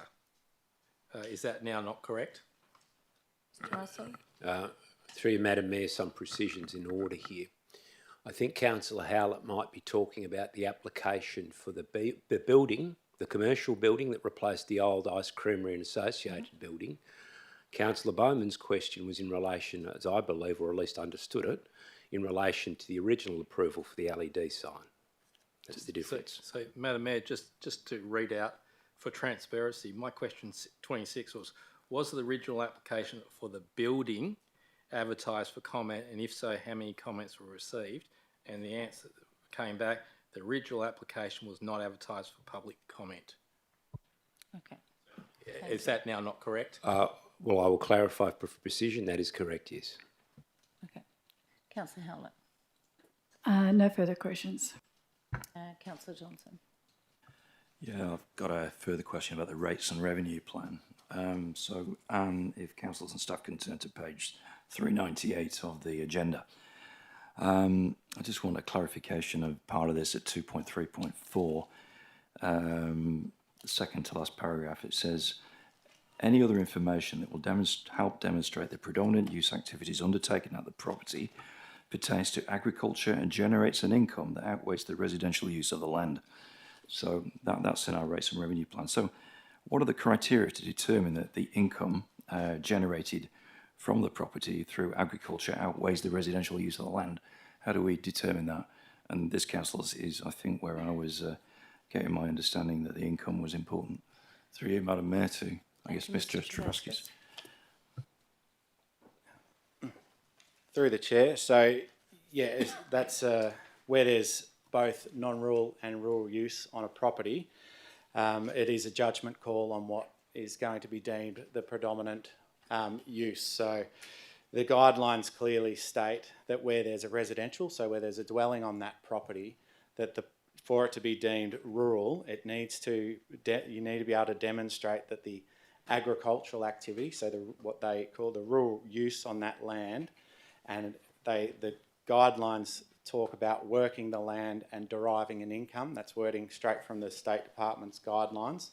You need to factor that into that judgment call. So there is no exact figure provided in the guidelines, but the intent of the city would be to ensure that we provide a consistent approach to that. So, but we can't make that call without conducting the review and getting some of that information from these property owners. So unless we're able to send the letters out, send the land use declarations out, ask the questions and get all the facts, then that judgment call can be considered on all the information that's available. Right, so I guess the question is, wouldn't you be able to determine the criteria for income generation in advance of sending out the letters? Mr. Travaskis. Through the chair, I think because each property is going to be so different and there's going to be a lot of unique circumstances, I think it would be wrong to set a figure. I think you really need to look at the property that's on the land, what kind of agricultural activity is happening on that, and then make a judgment. So when council officers assess the land use declaration forms, all that information would be provided back to council with justification on why the city's assessed it to be predominantly rural or predominantly non-rural, and that would be in the report that comes back to council. But I think it would be wrong to try and set an exact figure on the income that needs to be derived just because every property's circumstances are going to be quite unique. So I guess the question though is every property is going to be different and the amount of income is different depending upon the size of the property and the agricultural or horticultural use of the property. But nevertheless, is it not possible to produce a set of criteria that vary depending upon the type of horticulture, type of agriculture, the amount of income generated, the size of the land, so on and so forth? Because it's only reasonable that people would be able to contest a decision So they need to be able to look at a set of rules and say, oh yeah, it's clear my land is UV or not UV. If the city is just saying, oh, in our opinion, based upon my judgment, it's GRV and not UV, is this not going to lead to further continuation of this disagreement? Thank you. Through the chair, so I guess that was the purpose of the rates and revenue plan, was to provide some guidance as to what the city would assess, and certainly in the guidelines that the department have, they provide examples of the type of properties. So they certainly say where it's a hobby farm or rural lifestyle lot, where a rural property may have a couple of horses and a couple of sheep, and if there's a residential property on that well, then the guidelines say then it's most likely that that property should be deemed non-rural. So there are guidelines that give examples of what we should be looking for. As I said, the rates and revenue plan also tries to provide a little bit of criteria for the city to follow. So there are clear, consistent principles that have been followed and looked at when making that assessment. But ultimately, as far as objections from the property owners, the city will make an assessment through identifying the property on an aerial view. They've got an opportunity to object through the land use declaration form. They've also got an opportunity when it comes back to council. They'd be informed that their property is coming to council. The application is then sent to the department, who undertake another review, and they make sure that the city's followed the guidelines and processes appropriately and consistently. And if they are satisfied that the city has done that, then it'll go to the minister, who makes the ultimate decision on whether to change the method and to publish that in the Gazette. Thank you. Councillor Bowman. Thanks, Madam Mayor. I'll change tax a little bit. And 14.2.1, we're obviously aware that that's very close to a sewage pumping station that we've received various complaints about. It still stinks, it leaks, it does everything.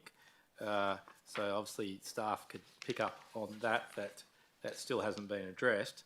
But I'm digressing a little bit. What's the closest distance from that residential land to that sewage pump station? Mr. van der Linde.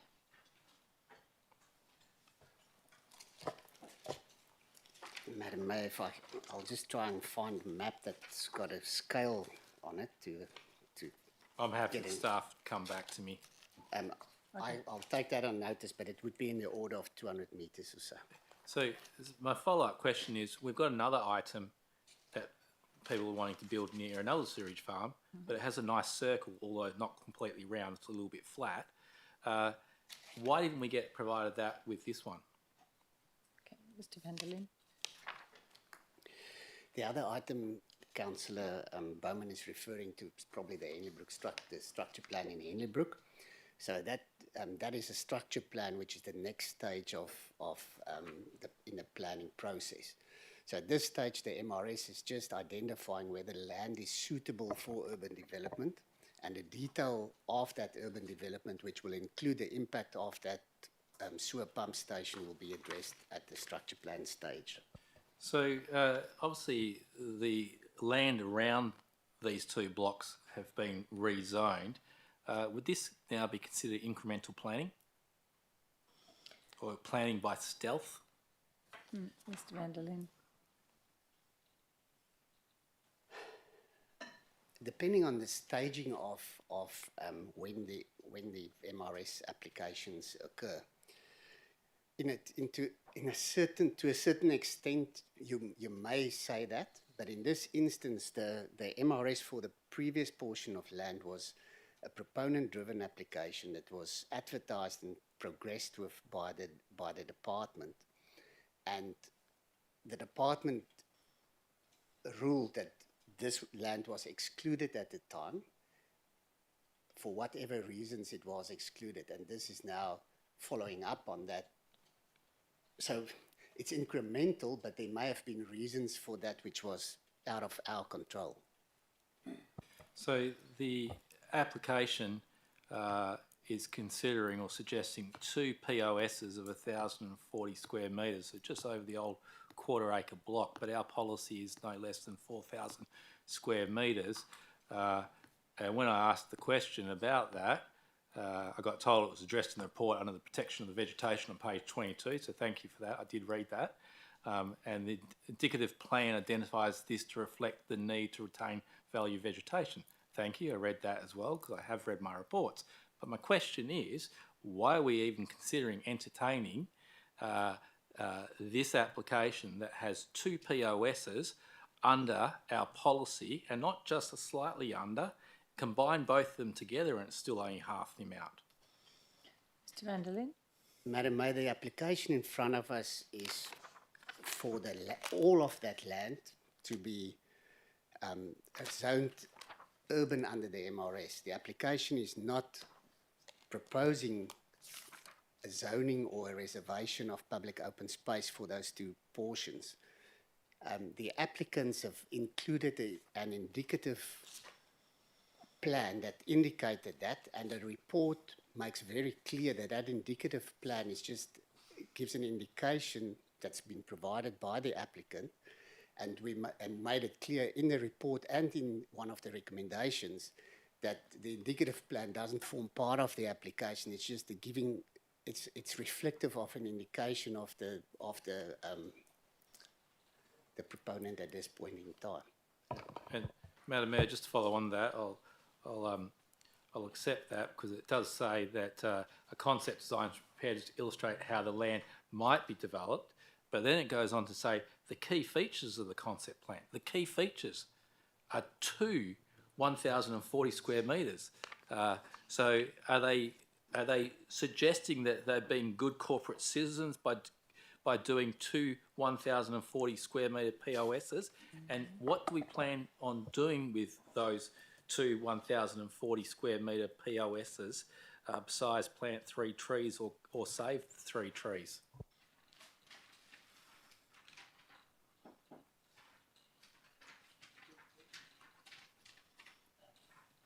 Madam Mayor, I just want to find it in the report specifically, but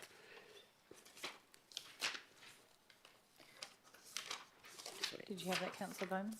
Page 29, which is of the council agenda, page 1, it's under the title Concept Plan, first sentence, first dot point. Okay.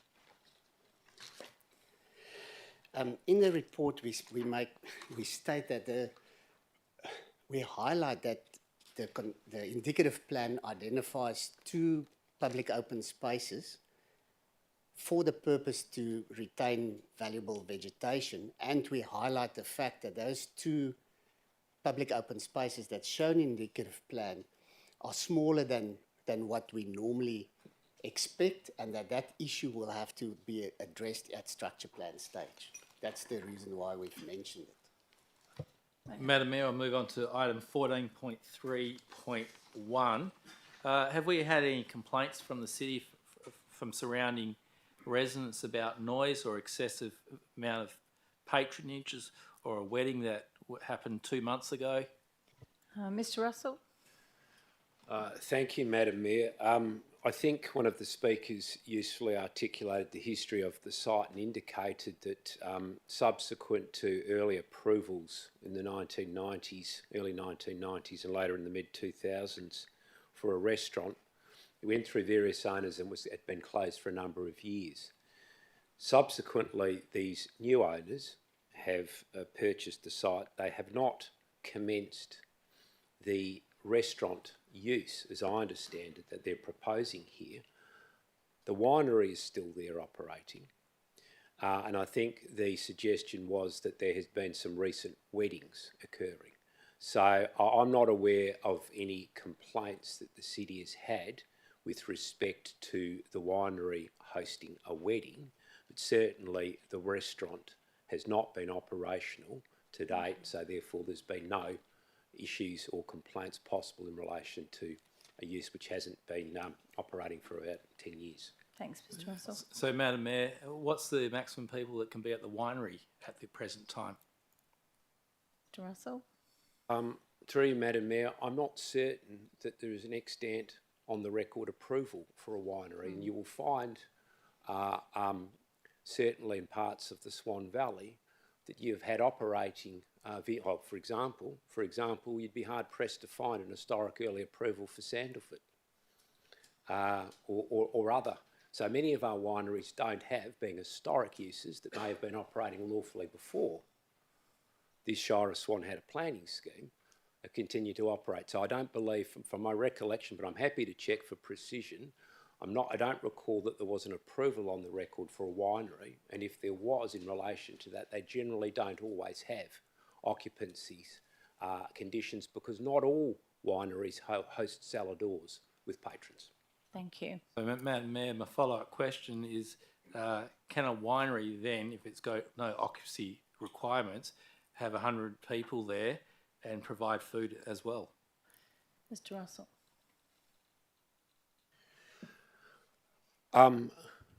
You're talking about different legislation, Madam Mayor. They may well have the capacity for a food licence or an exceptional licence for an event to undertake that. But my recollection is there's no extant planning approval with any conditions that govern how the winery operates. Okay. Madam Mayor, my next question, I refer to question 19 that I've already asked staff about where the sound absorbing solid fence would be installed, considering the driveway is only a metre away. And I got told there's no requirement for a sound absorbing fence. But I noticed and I refer councillors to page 77 of the agenda or page 16 of the applicant's submission, when they talk about all these great changes they've done to keep the neighbours happy, they talk about sound absorbing fence. Solid fencing made from wood or composite materials can be installed to block and reduce sound transmissions. My follow-up question to that is, the noise assessments that were taken, did they take in consideration any future sound absorbing fence? Mr. Russell.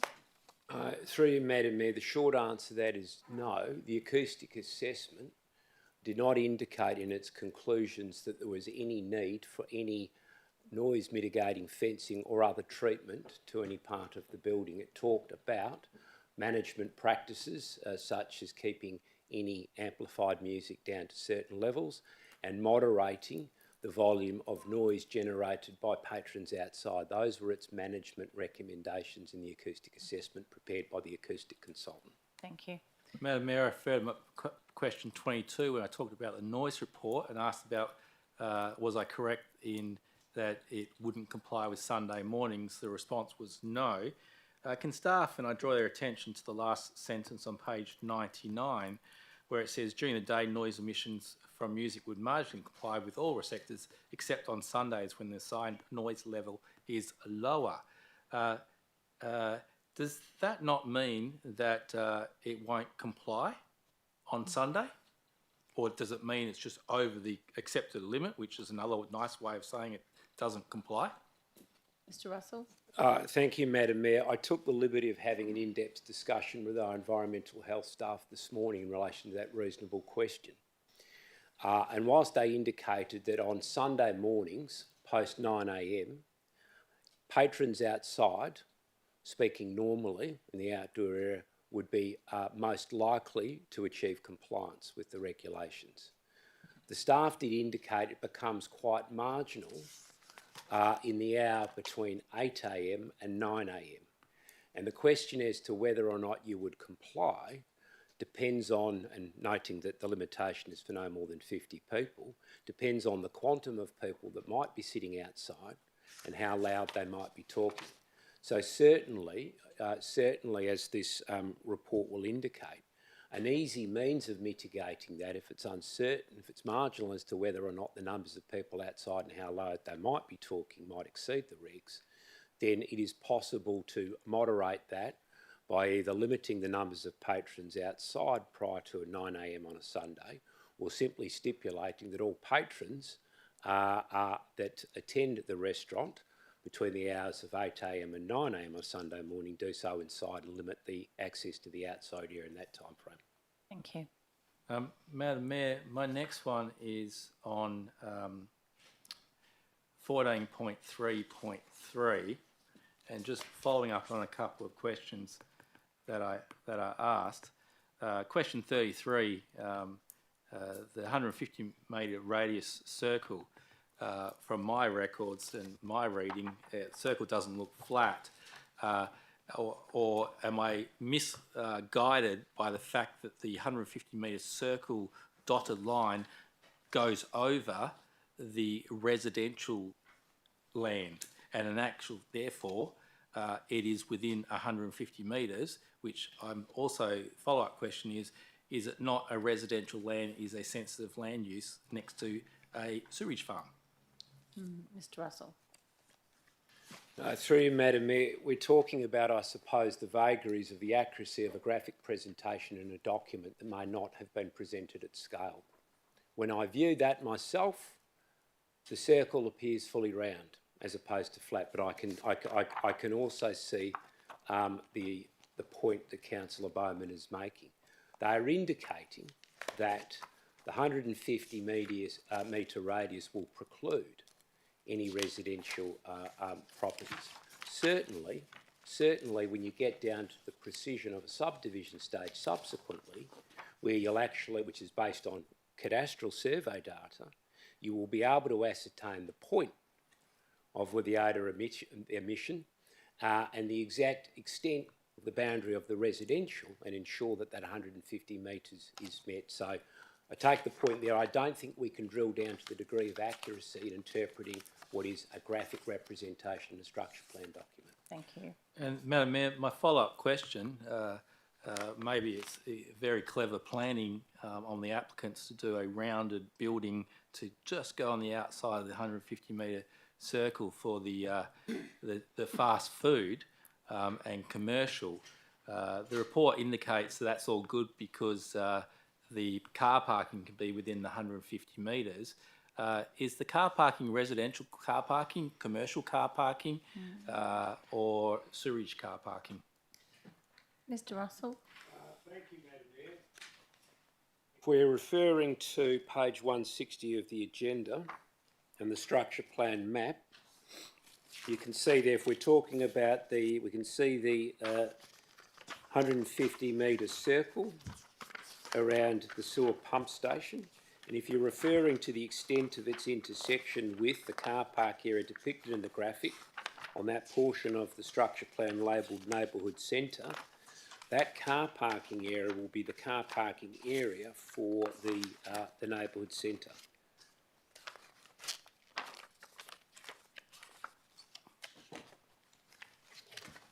Further questions? So, Madam Mayor, maybe I'll ask my question differently because either I didn't understand the answer or it wasn't answered.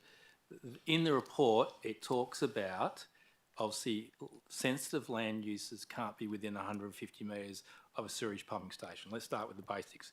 Is that correct? Mr Russell. Yes, that's what the report is saying. Thank you. And so then the report is saying that the car park is not a sensitive land use. Is that correct? That's correct. Thank you. Then my follow-up question is the car park not a commercial use because it's only there, I understand, for the commercial properties?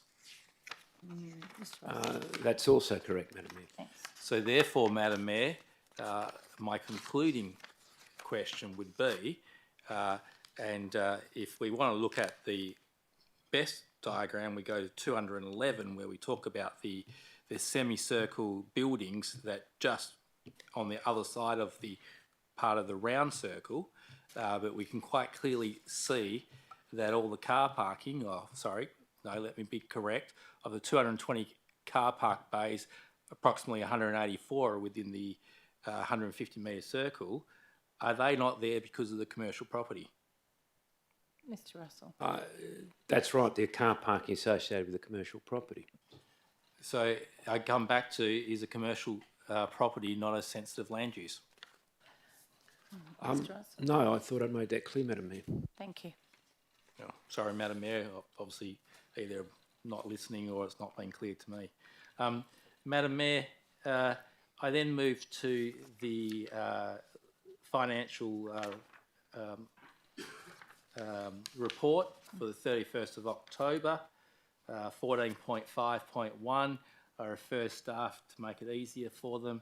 on my question 39, which is new light vehicle fleet, where there was an overspend. What page are you on? I'm on item 14.5.1, financial management report. Following up my question 39, and it's about the new light vehicle fleet, noting that this was only at October, so a third of the way through the budget. The adopted budget by this council was 90,000. The actual spend was 210,000. And councillors, you may not be aware, but in the November OCM, you approved a budget adjustment, increasing that budget to 435,000. Hence, one of the reasons why I've asked for workshops. My question is, how did we get it so wrong from 90,000 to 210 to now 435? And what additional vehicles, light fleet, did we either not plan for in budget or decided we've gone for the Rolls Royce of it? Because that's a 500% increase. Thank you, Mr. Travascus. Through the chair, it's quite a detailed question. I'll have to take that on notice, if that's all right, councillor. Thank you. So just for the record, the question is, the budget was 90, already spent 210. Why? Then it got increased to 435. Council approved that the November budget adjustment. Why? Not why did we increase it, why do we need 435? And then the follow-up to that is, why did we only budget for 90,000? What was the reason why it went to 435, being approximately 488% increase on that? Okay. My next follow-up question is, and I asked questions about budgets and phasing. I understand, being an accountant myself, the easy way is just to divide it by 12 and put it in the budget. I understand that we can't always budget it, but just with the one on the expenditure for what was it? The employee benefits. And so I refer to my question 38. We know that it's only done in December and June each year. We've known that. I've asked the question 3 years in a row. It's December and June. So why don't we budget in December and June if that's the only 2 times we actually do these calculations? Mr. Travascus.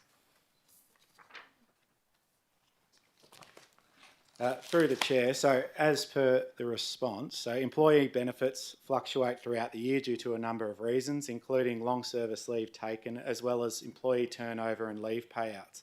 Whilst employee costs are phased based on working days throughout the year, the allowance for net movement in the employee provision for the whole year is $1 million evenly spread.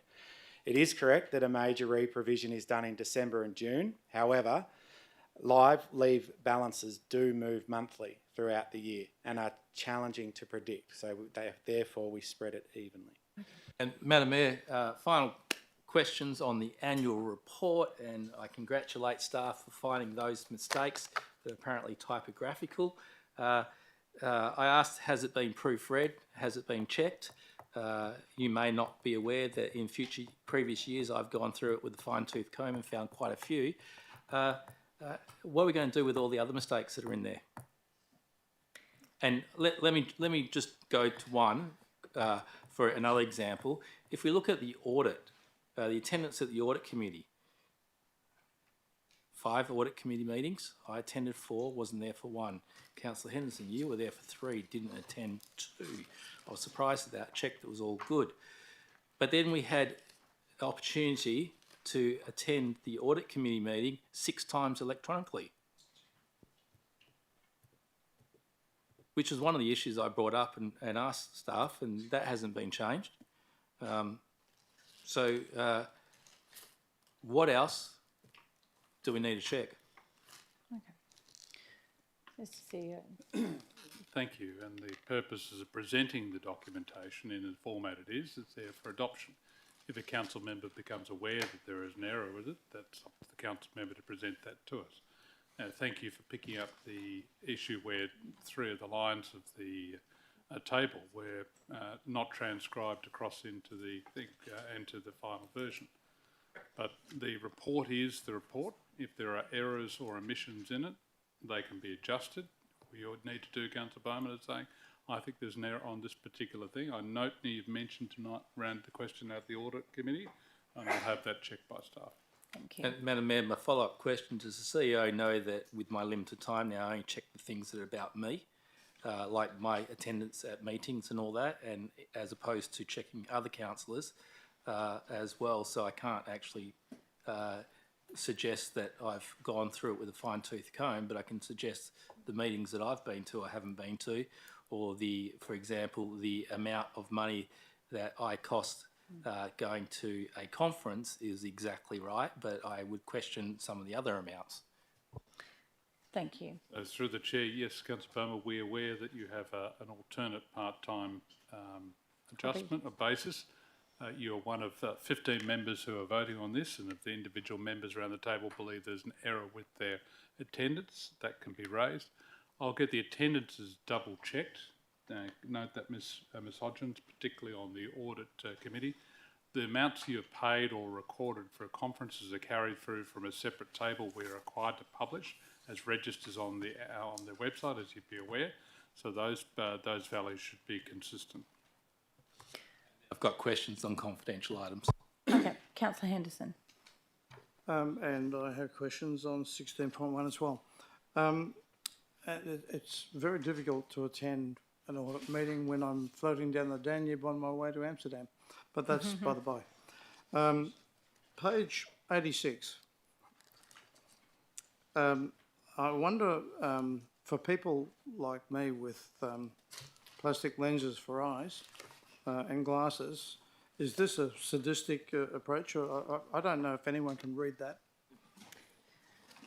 Some do with a microphone. I have raised this before, Madam Chair, and I just think that staff need to look at, you might have to put it over 3 or 4 pages, but please don't do that to not just me, but the public. Yes, that is quite challenging for most people, so we'll ask staff if we can enlarge that for the next one. Thank you. I had Councillor Ringo. Thank you, Madam Mayor. I think I'll pick up from where Councillor Bowman sort of left off. 14.5.4, the annual report. Is this, and my question to staff is this annual report just for conferences, or does it include costs to send councillors who represent the city at awards night interstate, where accommodations and flights are included? Mr. Javaskas. Or? Councillor, Dr. McQuaid. Thank you. The definition we provide to conferences is, sorry, excuse me.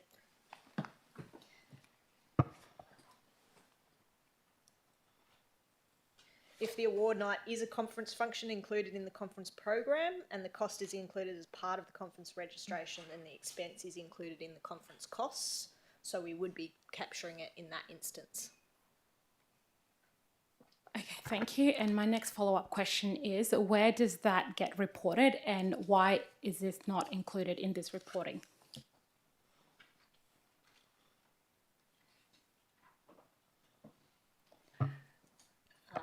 Sorry, I'm going to have to take that one on notice unless the CEO...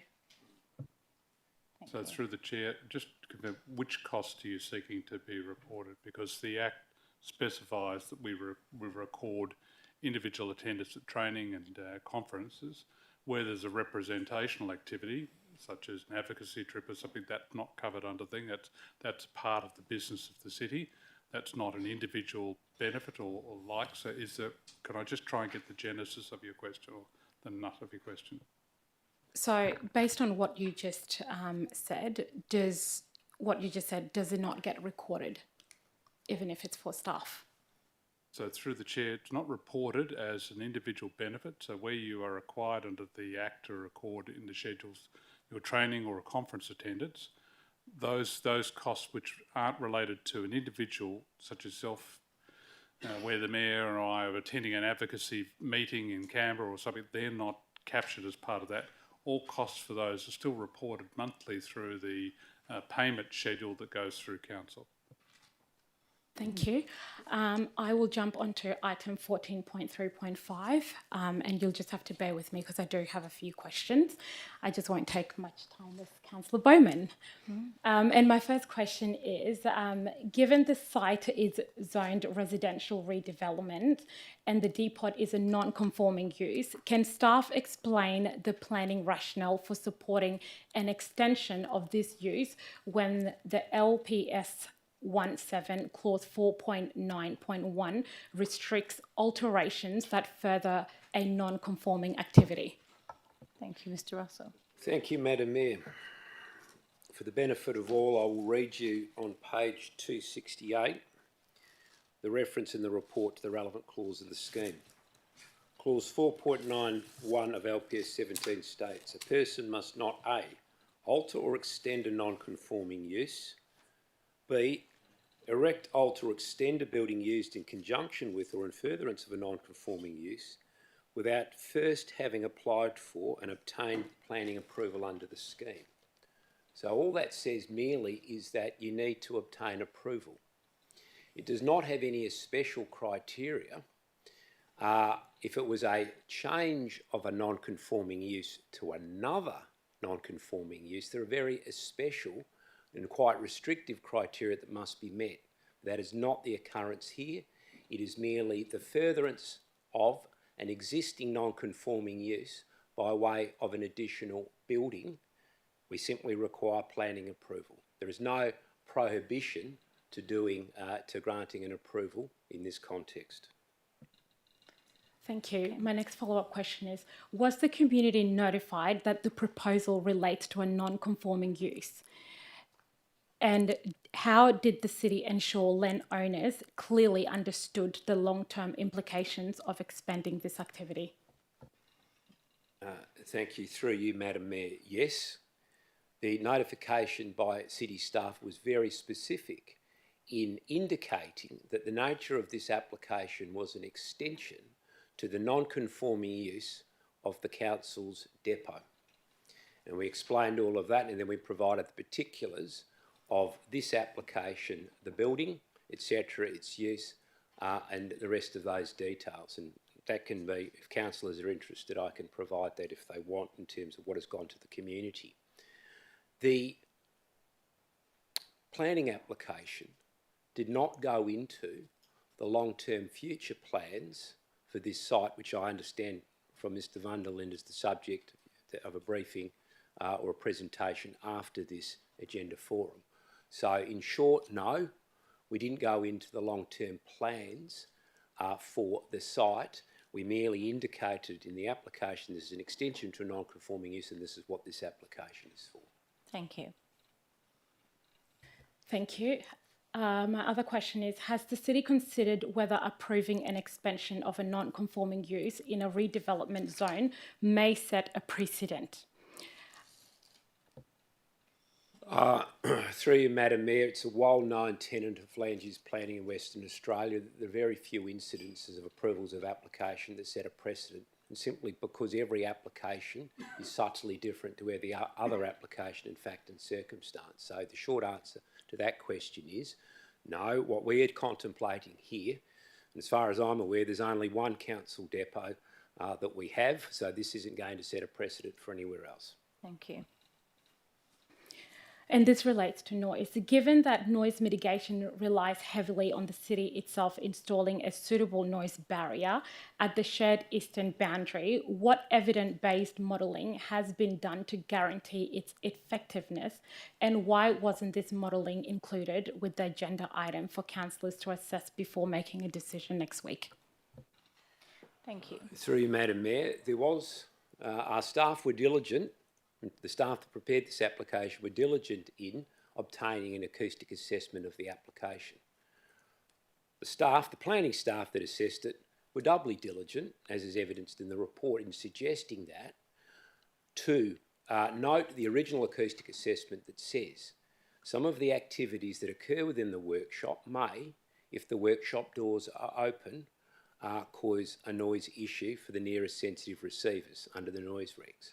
So what that means and what we've indicated here is there is a range of options available to us as a council into how we manage our activities or any other noise mitigation physical works we might deploy to mitigate noise. So the recommended condition is before we do operations, we go back again and do an assessment with all the details of what our management measures are to verify that those management measures will mitigate the noise on our neighbours. So we've got to double check there, Madam Mayor.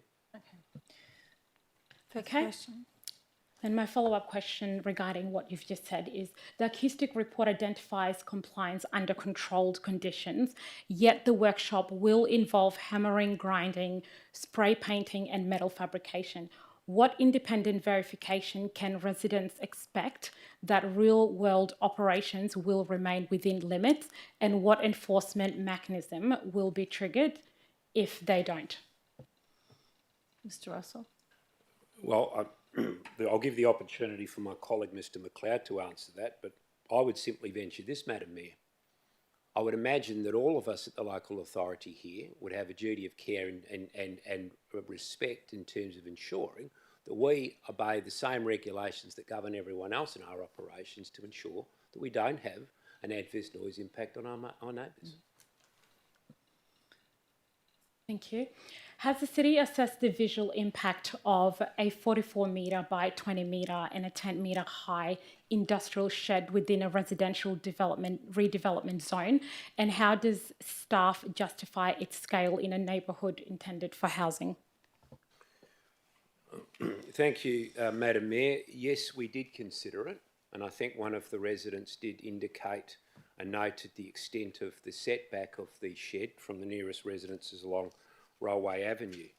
I think the report indicates and notes the setback distance and notes the scale, notes the fact that there is an existing boundary fence along there that's some 2.1 metres in height, and so we've suggested that the extent of the visual impact from the backyard of those properties, sure, they'll see the proposed workshop building, but we're saying that the height at that distance, and noting the existing boundary fence, and if it transpires for noise mitigation benefits that we put in a taller sound barrier, then it may well be, for all intents and purposes, that the residents from their backyard won't see over that fence unless they're standing on a ladder. So we've taken that into account. It is a large workshop, but we think that the sighting from the boundary, given the other factors, is sufficient to mitigate the extent of visual impact of the shed. Thank you. Further question? Yes, just a follow-up question on that. And what are some of those factors? Through you, Madam Mayor, well, the factors are twofold. It's the distance of the placement of the shed from the common boundary, and it's the presence at the common boundary of a 2.1 metre boundary wall. Madam Mayor, I won't say with regret, but I'm 1.75 metres. I can't see over a 2.1 metre fence. I'd have to stand on the ladder. So those are the factors for the most part.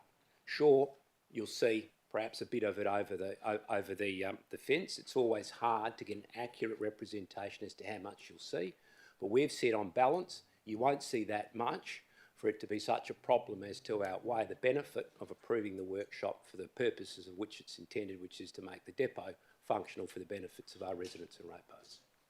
Thank you. Thank you.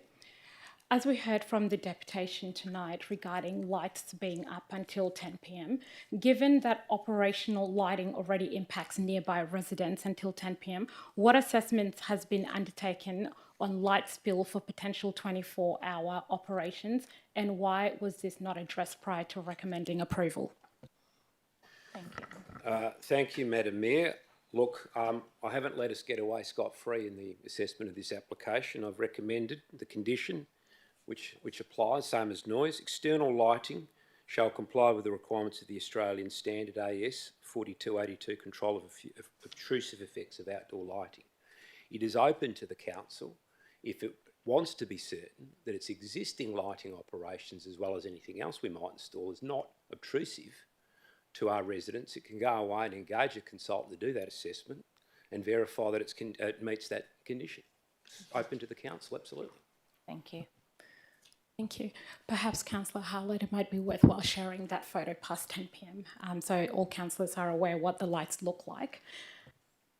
My follow-up question is, why is the city supporting tree removal in an area known to be used by endangered black cockatoos, considering also we are trying to retain tree canopy within the city? Thank you, Mr. Russell. Thank you, Madam Mayor. Look, I hope, and we certainly collectively as staff endeavoured to address that issue clearly in the report. And you'll have the further benefit of the presentation on the master plan. What we're saying here is twofold, okay, and we've got to look at it in this context. We have a draft policy, but the council resolved not to adopt that. So its status of rightly applying to this is questionable, and that's what the report says. Notwithstanding that, and these trees, I think also it's been noted, they're not native West Australian trees. They're riverine she oaks, I understand, endemic to New South Wales. So they're not West Australian natives. Now, I'm not suggesting that they don't have any benefit to some extent to native birds, but what the report says is, and will also indicate this, the report is twofold. It says, whatever trees we take away here, we've reported on what the master plan is proposing in terms of the net disposition of retaining existing trees and further adding to those within the site and on the surrounding abutting roads to get both a visual aesthetic and consistent with the objectives of our various strategic instruments with respect to increasing tree canopy within the City of Swan. But again, going back to the recommended condition, we haven't let ourselves off here. Condition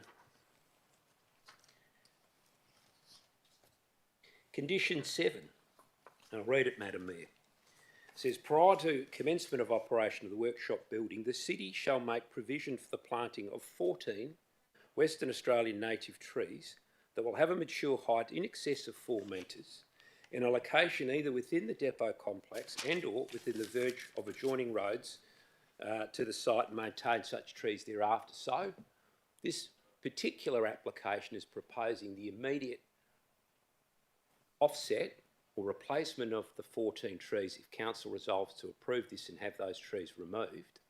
The replacement of those, in addition to, as part of the master plan, a broader scale program of additional planting within the site and elsewhere. So our view is that that more than compensates for the proposed loss of these 14 non-native trees in this location.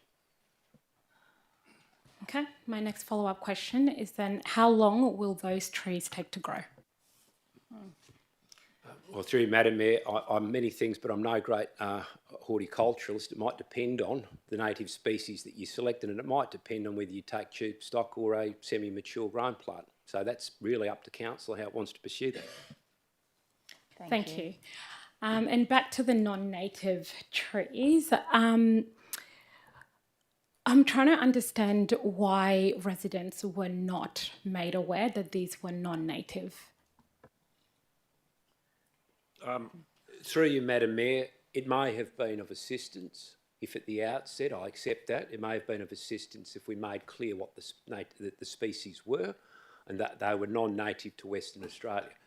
I can't say for certain whether that would have changed the minds of those people that have said, nonetheless, they're mature trees, and as some of the presenters have indicated, the fact that they were non-native to Western Australia wouldn't have precluded their retention under our draft policy. So I'm not certain it would have made much difference, but we certainly could have specified that these were not West Australian native trees. Thank you. Thank you very much. Last set of questions. This one relates to heritage-wise. What is the process and timeline for verifying any consent requirements with the Department of Planning, Lands and Heritage? Through you, Madam Mayor, I'm going to flip to my colleague, Mr McLeod, who deals with this far more often than I do. Sorry, could you please clarify the question? So in the report, it does talk about the process and timeline for verifying any consent requirements with the Department of Planning, Lands and Heritage. So I'm just wanting a clarification on what is the process and timeline of having those verifications, if there is any consent requirements from the department. It's a bit of a, it depends process, sorry, Madam Mayor. Depending on a variety of factors and the heritage reports that have been undertaken in that area, it can be as quick as a week or two if we get written approval from the department shortly. If there is records of issues or heritage sites within the area or within that exact area, then it can be a process that takes as long as 9 months or more. Thank you. What steps have been or are being taken to ensure the proposed workshop does not adversely impact the registered Aboriginal heritage site at Bishop Road Camp?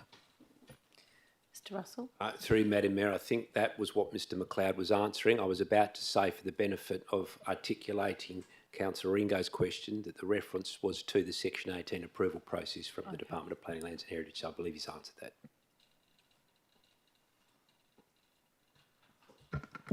Through Madam Mayor, I might be able to add a tiny bit more. So, yeah, we do undertake initial assessments internally with staff to review the potential impact of that site.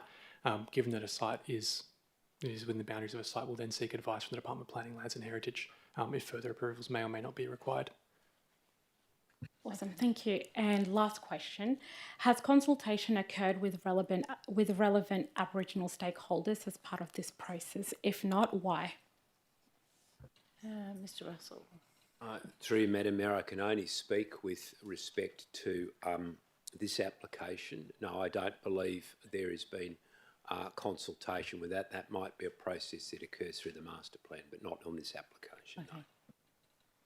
Now, I did have Councillor Johnson. Did you have a question? Yeah, I do. I've got some questions, Madam Mayor. I guess my first question is about 14.3.5, which is the workshop. Can the CEO or the planning staff explain why it is that the city is assessing its own application? Mr. Russell. Thank you, Madam Mayor, and it's a very salient question, and I'll explain it this way.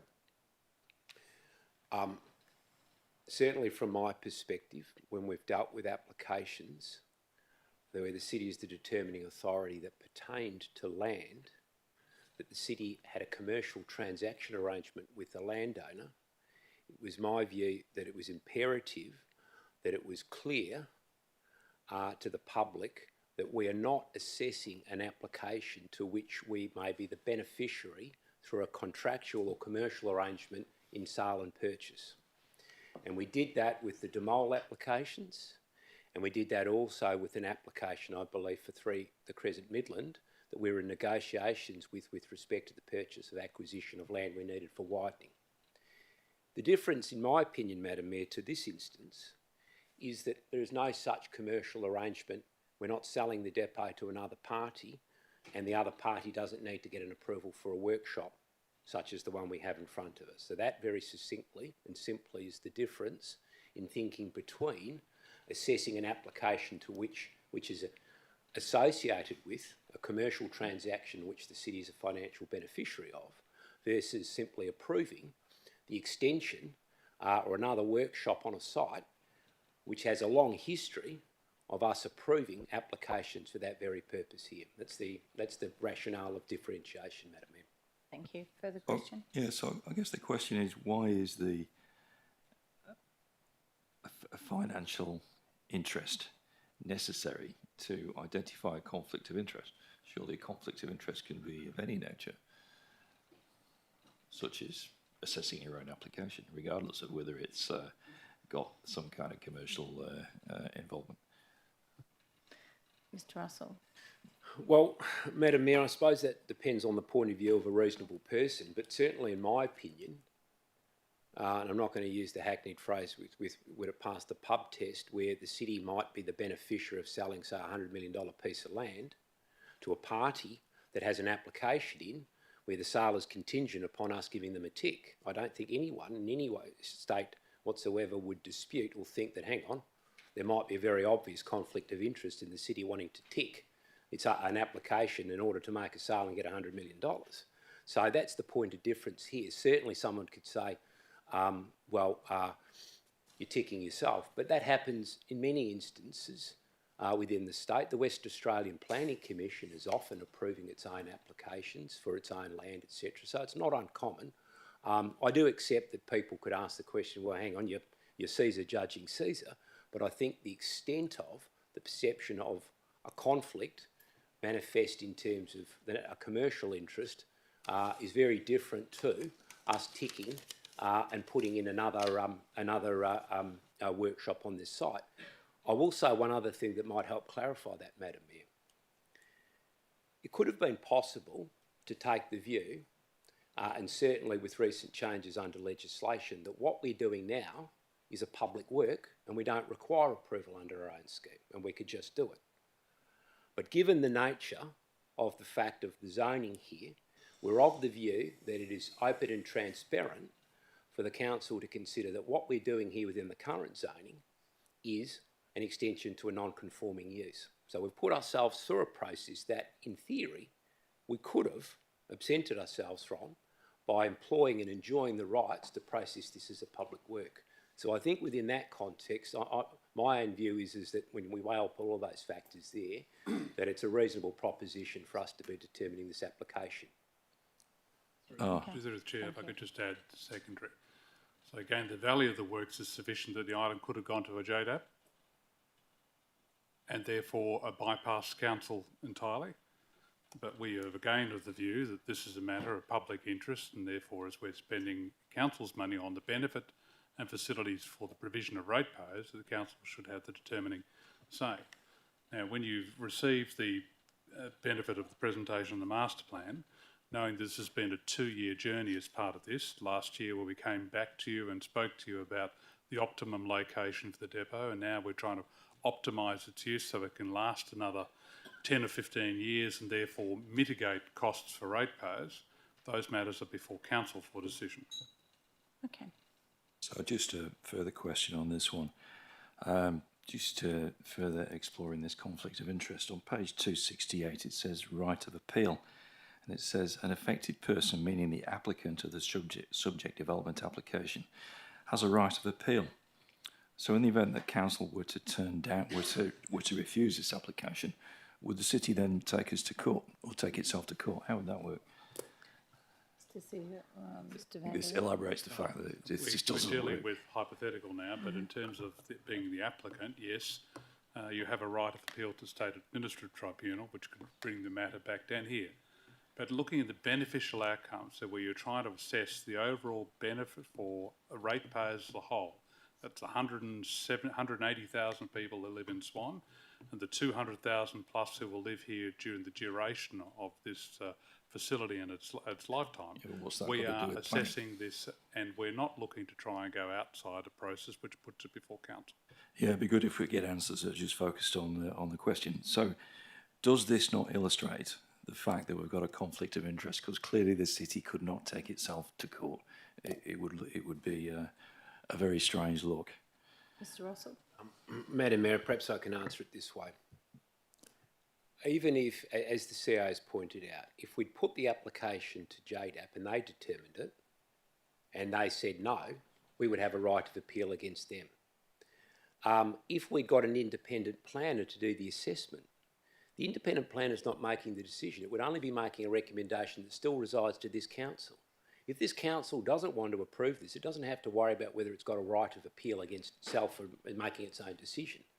It's a peculiar situation that arises where you're the landowner, but there is nothing, whether it was looked at independently by the JDAP or assessed independently by an independent planner, it would not change the fact that the council is the master of its destiny by virtue of being the landowner. If it chooses, notwithstanding, if it got approvals, if it chooses not to do it, it can do so. And it's hardly going to appeal against itself in that context. Thank you. Could I just add to the context of this? A development approval is an approval, but it doesn't fund the building. So a council simply says in its budget, said, I'm not going to fund it. Now, you can have any approval in the world, you can't proceed. So staff aren't going to suddenly appeal council's decision. when we do come back to the master plan review, you'll see the exercise has been done to look to optimise the location of each of the facilities on this site in order to prolong and preserve it and also provide best value to ratepayers. Thank you. I guess the next question then is, clearly there's some kind of conflict of interest issue here. Can the CEO explain how the doctrine, common law doctrine of the apprehension of bias, which is clearly being felt by members of the community here, apply to this development application? I understand you're an expert in this matter, Mr. CEO. Thank you. And if we look at this, I'm not quite sure what your last retort was referring to, Councillor Johnson. I note the smile on your face, but I don't take any substance to that. Simply put this to you. In order to avoid apprehension of bias in this, an independent consultant has been employed to look at a master plan for the site. That master plan looks at the optimum location for each of the components of the facility and the constructability of the various components on it. That includes the intention to relocate and improve the duplication of Lloyd Street, the main roads component, which is to take part of our land to the north, which is currently part of our car park, to build a larger roundabout at that location. So this whole juncture is going to substantively change. So what we're presenting to you is a piece where an independent party has come back and said, I have looked at this, I'm giving you the best guidance for the best location for each component here in order to maximise the amount of space on the site. That's how we avoid bias in this outcome, Councillor Johnson. We use an external consultant rather than come up with the solutions ourselves. So you're saying that an external consultant assessed this application? Is that what you're saying? Because that's not what it says here. No, and I repeat, so you've heard that quite clearly, the external consultant has prepared the master plan, which looks at the optimum placement of each of the components. When you come to individual development applications, they have to go to the Planning System, Planning and Development Act. That's not what a master plan does. Those planning and development assessments, so effectively we're saying this facility is being built for the benefit of the operations division in order to operate their services, but it's not being assessed by the operations division. It's not being put forward as a public works, which the operations division could do. It is going through a formal planning assessment process, which is undertaken by the planning division. There is no collusion between the parties, and that's how you avoid the question of bias. Okay, so what we've not had is an answer as to, for this application, we're not talking about the master plan, we're talking about this application. How does the common law doctrine of apprehension of bias apply in this case? So we're not interested in the master plan. So this piece is a part of a jigsaw, Councillor Johnson. The jigsaw as a whole has been determined by an external party. That external party has provided us the best basis which to locate each piece. Whether an individual piece comes to for decision making, it has to avoid the bias by being assessed by parties who aren't directly involved in the design or the location of that facility. That is how you avoid conflict of interest or the apprehension of bias. Thank you. Councillors, I'm going to move Madam on. Mayor, I've got Councillor another Johnson? question. I'm actually going to move on and ask some Madam other Mayor, I've got a right to ask questions. I'm asking Councillor another Johnson, question. you can come back and ask some more questions, but I'm actually going to give other councillors a chance to Um, answer questions because we actually have a Madam Mayor, briefing after yes. this as well. Madam Mayor, So, I councillors, waited very patiently whilst please. Councillor Bowman spent at least half an hour asking How many questions. more questions do you have, Councillor Johnson? I've got several questions. I'll probably go on for as long as Councillor Bowman or Councillor Ringo. Well, I'd So- like to give other councillors an Well, opportunity as well. I'd like to continue, Madam Mayor. So what I'd like is through you, Madam Mayor, for the governance officer to explain how the common law doctrine of apprehension of bias applies in this case. Right, well, this You're will a be the solicitor. last answer to this question. Thank you. If I may, through Madam you, Mayor, I'll ask the questions I want. Thank you. Presiding member, my response, Councillor Johnson, is that the common law apprehension of bias does not apply in this situation. The fact is that the Local Government Act and the relevant planning legislation and schemes allow the planning officers to make this recommendation to council and for council to make its decision. I've worked in a previous organisation, which I think the Deputy Mayor is well aware of as well, the Metropolitan Redevelopment Authority, and it had the same situation. It had a commercial arm and it had a statutory planning obligation. And in a sense, information barrier walls were used to allow them to act independently and make planning recommendations in the usual fashion of orderly and proper planning. Apprehension of bias does not apply. So you're saying that statute law is actually overriding the common law in this case? In Correct. local government, correct. That's exactly, I agree with you. So my next question is about 14.4, which is the budget. So looking on page 300, councillors, we've got the Building Capital Works Programme, and we're seeing the budget of 20, right at the top line, BCW Administration Building, a budget of $20,000 with a year-to-date actual of $152,000 and a percentage of budget of 1,577. I'm just wondering, through you, Madam Mayor, I guess to Mr. Travaskis, how did that happen? Mr. Travaskis, if you're able to advise. Through the chair. So part of that was addressed at the last meeting, the budget review, where there are adjustments to various carried forwards that were estimated when the budget was prepared. I think there is commentary in the report on this variation. So if you go to page 3, where is it? Isn't it?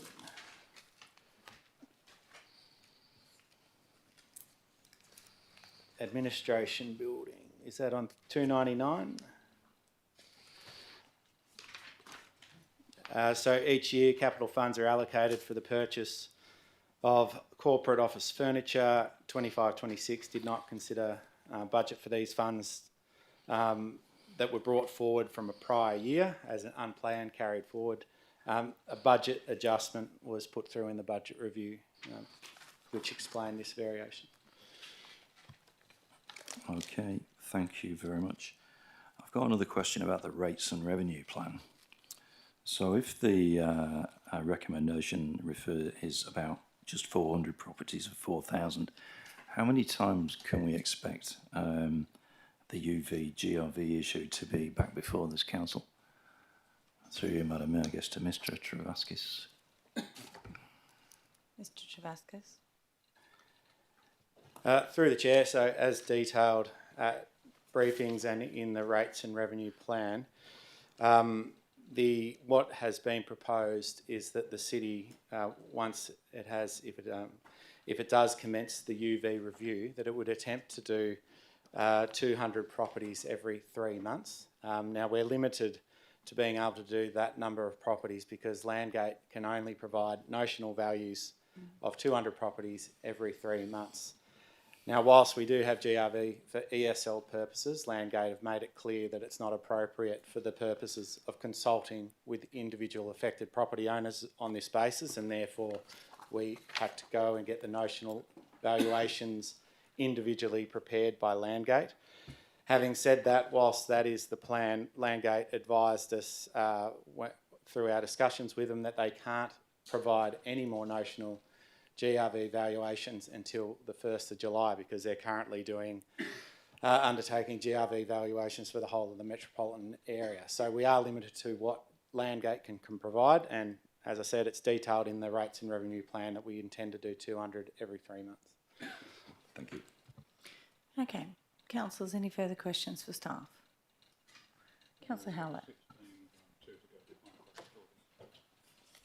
Thanks. Just still on 14.4 on the budget, actually on 14.5.1. Page 301, Jack Williamson Oval. There was a budget of just under 2 million and none spent. So I'm just wondering if that's when the works are planned to go ahead with that, or why that's not been used.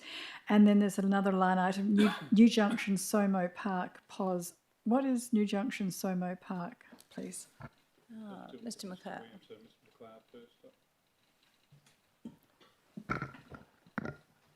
I'll have to take both of those on notice, sorry. Thank you. Further questions? Confidential ones. Thank you. Councillors, if there are no further questions on any of those agenda items, we will now need to go behind closed doors for confidential items. And I'll just let the public gallery know and those watching at home that we are about to go behind closed doors to discuss these confidential items. And you're more than welcome to wait until the end if you like. And then I can't guarantee how long we'll be, but thank you for those people that attended tonight, and have a safe trip home for those that don't stay.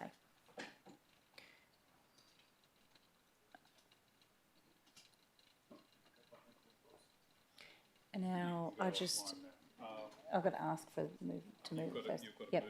So Councillor Bowman, would you like to move that we go behind closed doors? Thank you. A seconder. Thank you, Councillor Henderson. Is anyone against? No, that's carried. Thank you.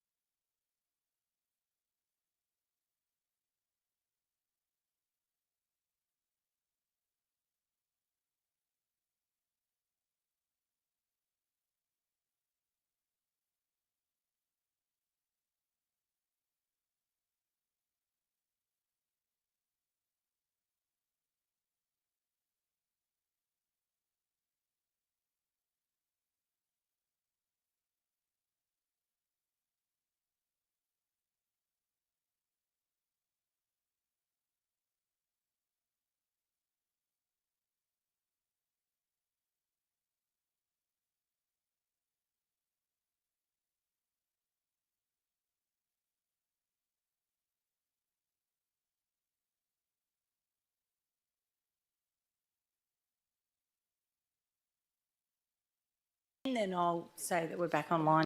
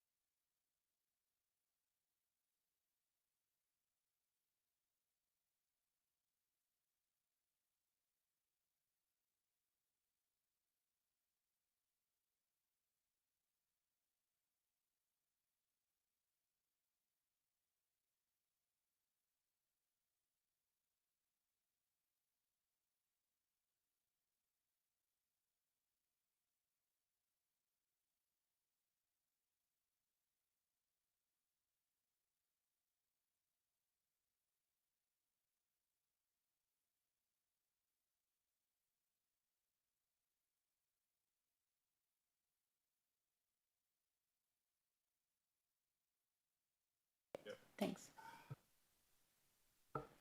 Welcome to those that are watching at home online. We've just returned from discussing confidential items offline, and I'd now like to declare the meeting closed at 9:27 p.m.